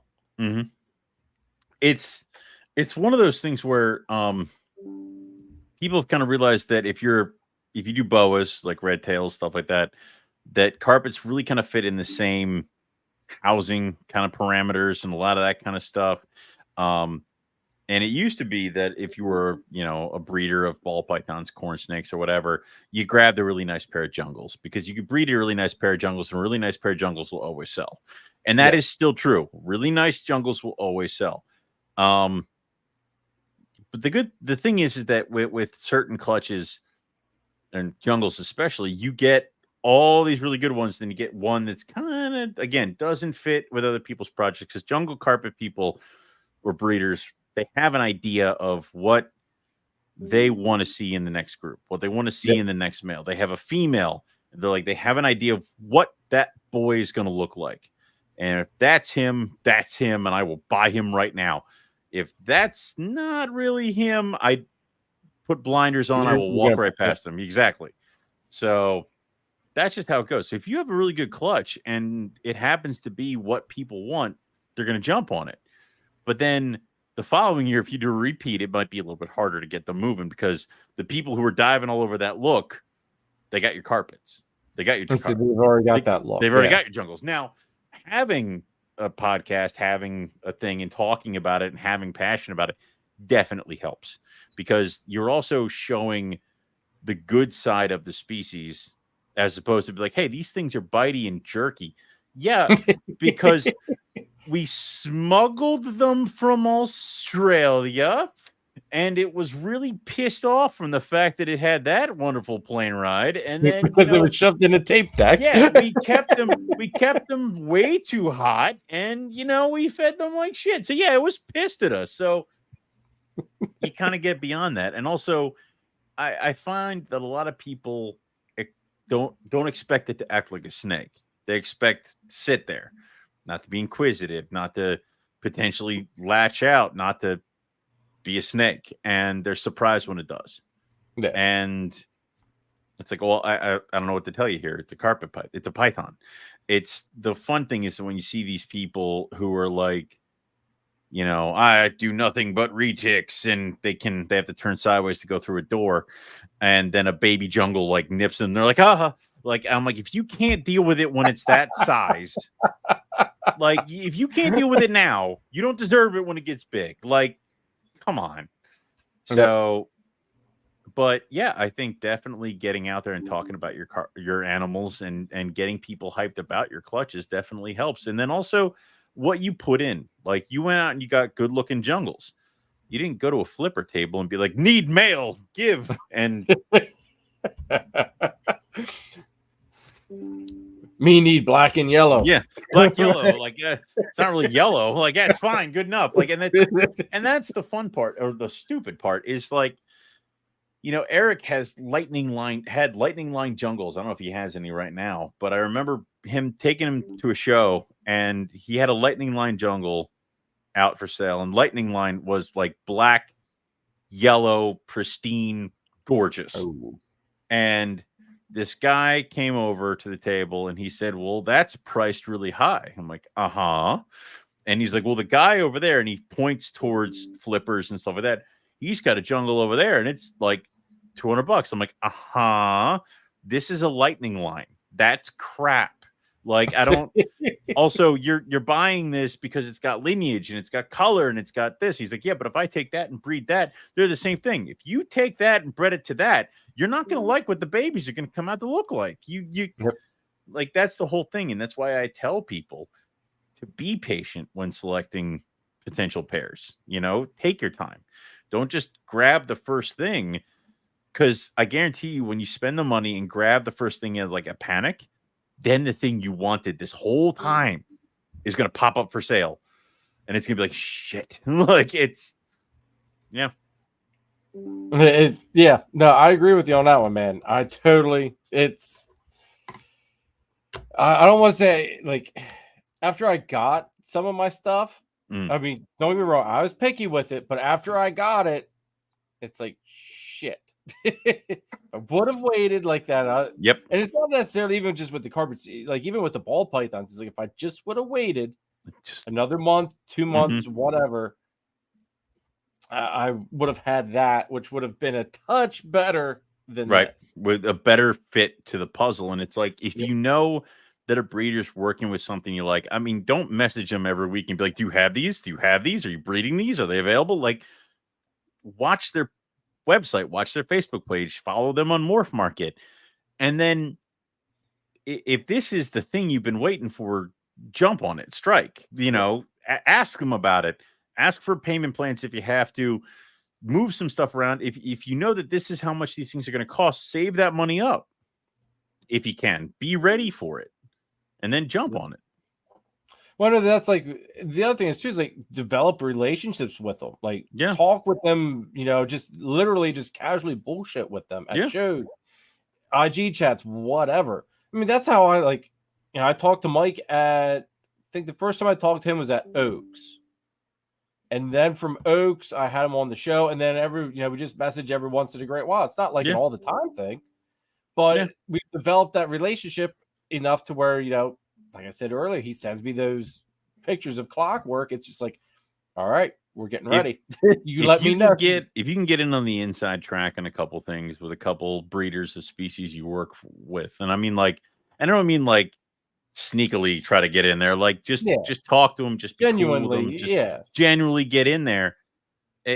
Stuff just starts clicking, and you start finding the connections, and you start, really figuring out a kind of friendship. Because like I know that if some of my friends who would give me a snake, and that's the thing is, like, I remember meeting Mike for the first time was at a reptile show. And I think the second time I met him, I bought his pair of bredli off him. So I drove down to his house, bought an adult pair of bredli off of him. And then he's like, I couldn't get him to breed. The following year I bred them. And he's like, you son of a bitch. And that's how that our whole relationship kind of started there. But it was that whole thing of making those connections, doing business with people. I buy stuff from him, he buys stuff from me. Now it's at the point with certain people where I'm like, I want that snake. And they're like, okay, I want that one. I'm like, okay, thank you. Like, that's it. Because I'd much rather do that than dish out money. I mean, like, if you have something, I'll give you 4 of whatever this is that you want, and you can give me that if it's even kind of trade value, whatever, that kind of stuff. So all right, let me run our last set of sponsor ads here real quick. It's going to be 2 things, so bear with me, Owen. Gotcha. Can't find that missing piece of your breeding project? Hit up Triforce Morphs. They've been in the industry for 10 years and counting. They're working heavily with clown pieds, hypo clowns, hypopides, along with lace, citron, and the Matter project. Can't let out the fact that they have crested geckos as well. Trust, respect, and integrity. That's the Triforce way. Are you ready to take it to the next level? Then check out DTMG Pythons. Danny is best known for his awesome clown ball python projects. This year's focus is Confusion, Hurricane, and Disco Inferno clowns. He also specializes in high-end crested gecko morphs such as Exantic, Lily White, and Exantic Lily Whites, along with the Deadpool line of gargoyle geckos. Check out his morph market and Instagram, DTMG Pythons. Just buy it. Lucas Landon Royals produces some truly high caliber snakes. Kai has been breeding ball pythons for 6 seasons and counting. He's working toward multi-recessive combos such as DG Clown, Hypo Clown Pied, Sunset Candy Pied, and DG Exantic Pied. He's working with several other species of snakes, but next year he's going to start breeding Boa Imperators, and he also has a small group of super dwarf retics. So be on the lookout for some super dwarf cow retics. Become a royal at Lucas Landon Royals. If you want to use the best reptile record keeping and tracking software on the market today, scan the QR code or click our partnership link in the description down below for a free 30-day trial of Husbandry Pro. I promise you, you will not regret it. No, I will say this, Owen. Husbandry Pro would be great for you, my friend. Except the data input aspect of it would. Yeah. That's I've tried a couple of things, and I think I actually tried Husbandry, but it's just the data entry. I would almost need to hire somebody to set it up for me to just put everything in there, and it could just get the cross-eyed after a certain point. Like I've mucked around with it. I usually end up downloading an app like that before a really long plane ride, and I'm like, I'll just sit on the plane and muck with it. And then by the end of the plane, I'm just like, or I'll just write it down when I get home. I don't really it's fine. I know where everybody's at. I know what's happening. It's yeah. Well, I will say this. It is nice because it does give you a lineage tree. Yeah. So for the carpet, the Morelia aspect, it's like perfect. Like absolutely freaking perfect for that one. Excuse me. So I try to keep the show around 2 hours. So we got a little bit of time here yet. Plus, I'm sure you've got work in the morning. I've got work in the morning. I don't want to take up all your evening because I do appreciate you coming on, hanging out with me. What? God, now I got to really pick and choose here because I had a couple things I wanted to cover, and now I'm like, what do we go with? All right, let's get. What has out of all the species you work with, what market has been the best right now in these quote unquote tough times? And what market do you think has been kind of really impacted for the species that you have? I wish I could tell you because it's like going into, I'd say around January, nothing was moving. Like nothing was going. And that was colubrid, python, everything. Nothing was going. There was the February Hamburg show or the February Morgantown show, whatever you want to call it. Okay. And I sold 3 white lips, 2 olive pythons, 3 carpet pythons, 2 false water cobra, a rhino rat snake. Like so you sold a little bit of everything. And I'm like, okay, this means nothing. And then like the week following, I sold another olive, another white lip, 2 carpets, a rough scale python, and every single rhino I produced but 2 this year. Oh, okay. So it's like no freaking idea. Like I would say been getting enough traction, and people must be hearing about everything, and they're just kind of dabbling into a little bit of everything. Then maybe I don't know. I think what comes around to it is that people get their tax returns, people get bonuses from work. Things maybe are a little bit easier, but then also it's the I think the white lips was somebody's like the first person who bought a white lip at the show came up and he's like, I've been watching you, I've been watching this clutch, I have been chomping at the bit. I saw them last show and I didn't do it, and I'm here now to do it because I want these animals. All right, buy it. And then later in the day, a couple came up and they're like, are these true captive born and bred? And I'm like, yeah. And I showed them all the pictures. I showed them all the stuff. And they're like, we have been wanting white lips, but we didn't want to do anything until we found captive born and bred. So I'm like, yeah, all right, well, here they are. They bought the pair. They bought the pair.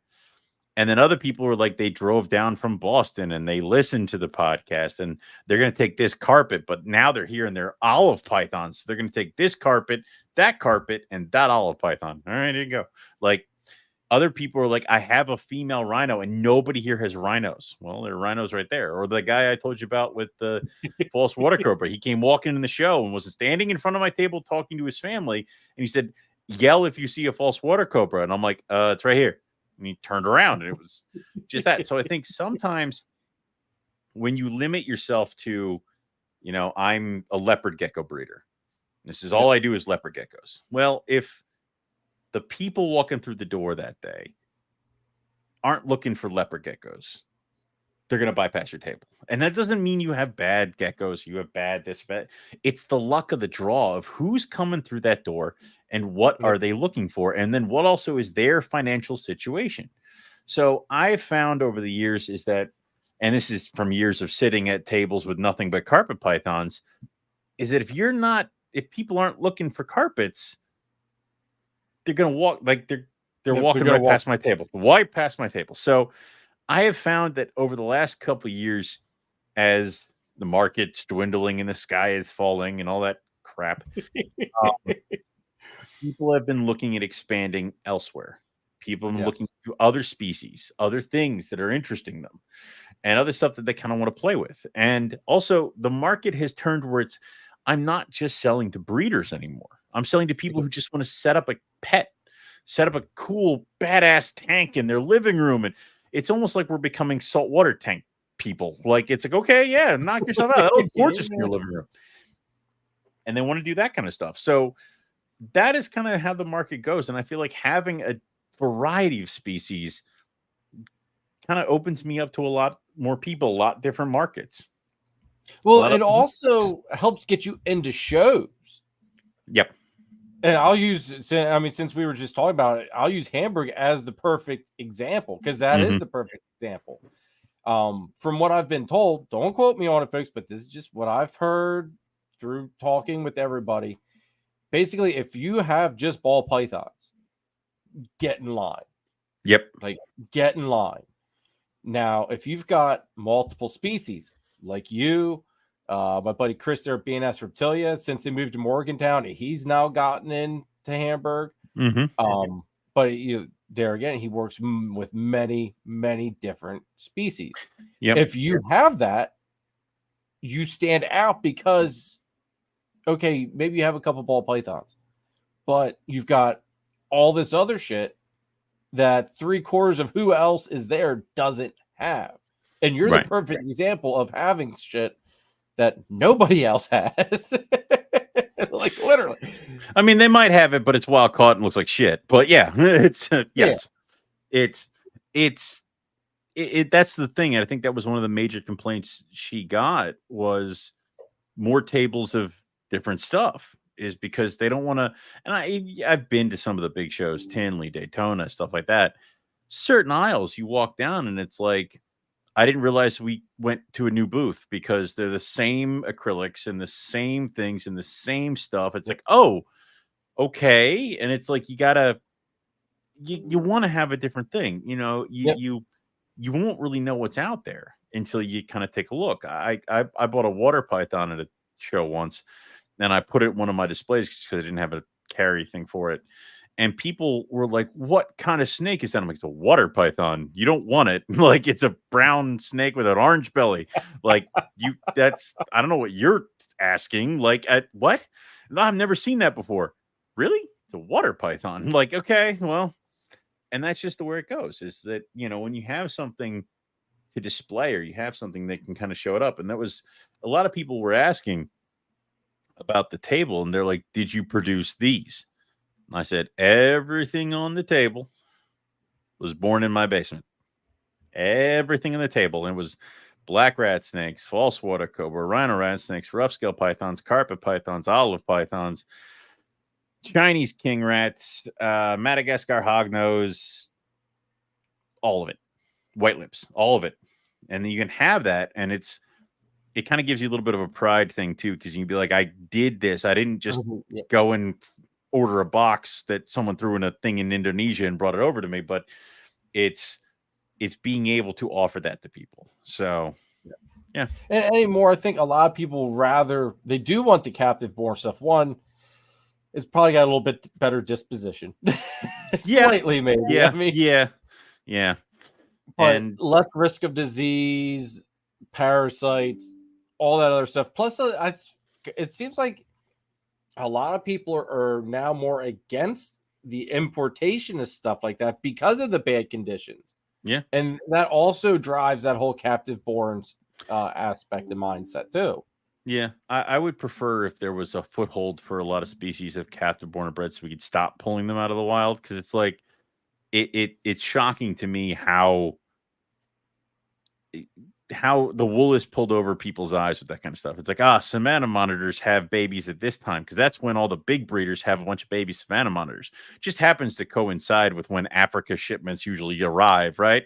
It's like, oh, I bred my savanna monitors. Did you? Because like I'm pretty sure that box just arrived at Ian's, and he's got a bunch of baby savanna monitors. Like, and they bring them in tons because they bring them in and they distribute them amongst each other. And then people take them home, set them up. And it's like they're expecting this many to survive, that many to survive, that many not to make it, that many. And it's like, that's terrible. It'd be great if somebody would set that up. The problem is that when people set that up and they actually produce captive born and bred savanna monitors, they try to put them up for a price. But how are you going to beat $45 for a baby captive born and bred? So it's almost like you want some of these countries to just shut down and stop importation so that you can just try to find, so you can almost like force people to like with carpet pythons. Why do we have such a large carpet python? Because they're not coming in. So we have to breed them. This is it. What's here is here. And unless this is how much this animal is worth, because it's no more coming. So which the only downfall to that is that you can't inject new blood or fresh blood into it, because now essentially somewhere down the line, someone's probably related to the other and whatever. Yeah. But so it would be nice to be able to bring in other captive born from Australia. You know? Yeah. It is but then funny. Even then, I guess you still get into that whole routine of, in the end, it still circulates into if you were to bring in a wild caught pair and breed it, those new genes are intermixed within 2 years. And it's funny because people buy olive pythons from me, and they're like, I'm going to buy a female from you, and then I'm going to buy a male from Eric Kohler, because then it'll be unrelated. I'm like, there were only 5 lines of olive python in the country, and they were all intermixed. Yes, they are unrelated cousins at best. Like, there's no real, and it's even worse with rough scale pythons. It's like every single rough scale python on the planet that is in captive born hands is from 5 wild caught animals in Australia. Okay.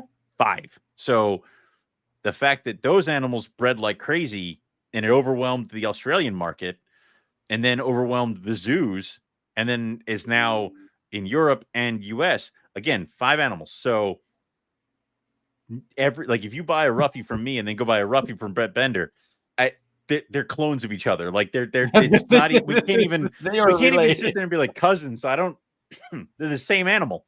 Just that one's a male. Like, it's pretty much. See, that's where I think it gets interesting, though. Mm-hmm. Like, it just, I don't know. It's such a double-edged sword, and God, like you could run with that topic for like ever. It seems. Yeah, if the animal, it's a revolving door. It just there's good and then there's bad to it the whole way around. If the animal has a giant ass range, you're gonna have some problems with, bottlenecking and stuff like that. But if there's small ass little range, like roughies and stuff like that, it's almost like you have an island species. And it's like, all that bottlenecking stuff was dealt with, and now we're here and we just produce each other. So Yeah. Elias says, cousin sounds pretty Alabama to me. Pretty much.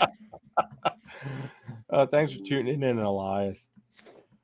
Well, Owen, it's been 2 hours, bro. I don't want to keep you any longer. I know we could go easily another hour. Probably. Yeah.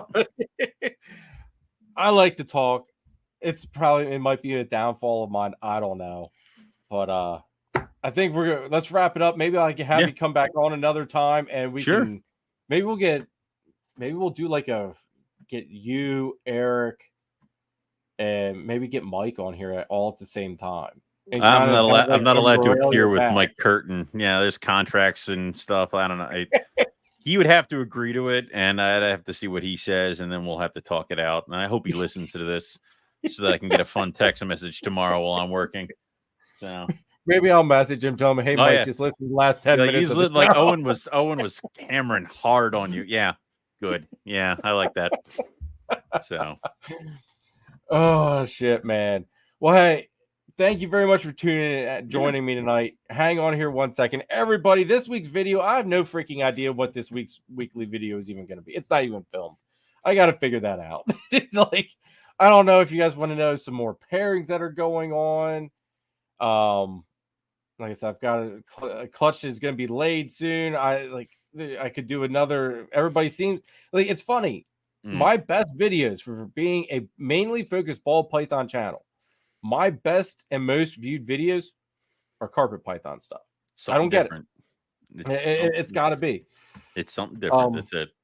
So maybe I'll do. I don't know. I don't know, folks. Well, you guys will have to wait and see. I might have to wait and drop it on a Thursday instead of a Wednesday. Try to get cameraman Dom down here and actually give you guys some decent footage instead of me either using my tripod thing or just kind of soloing it, kind of really hokey, almost like beginner style YouTuber thing.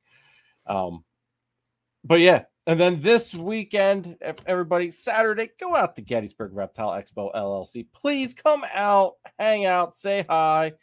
We're going to be trying something new this year, slightly new. I'm going to be doing some live interviews from the show. We're going to attempt it. We're going to see how the internet connection is.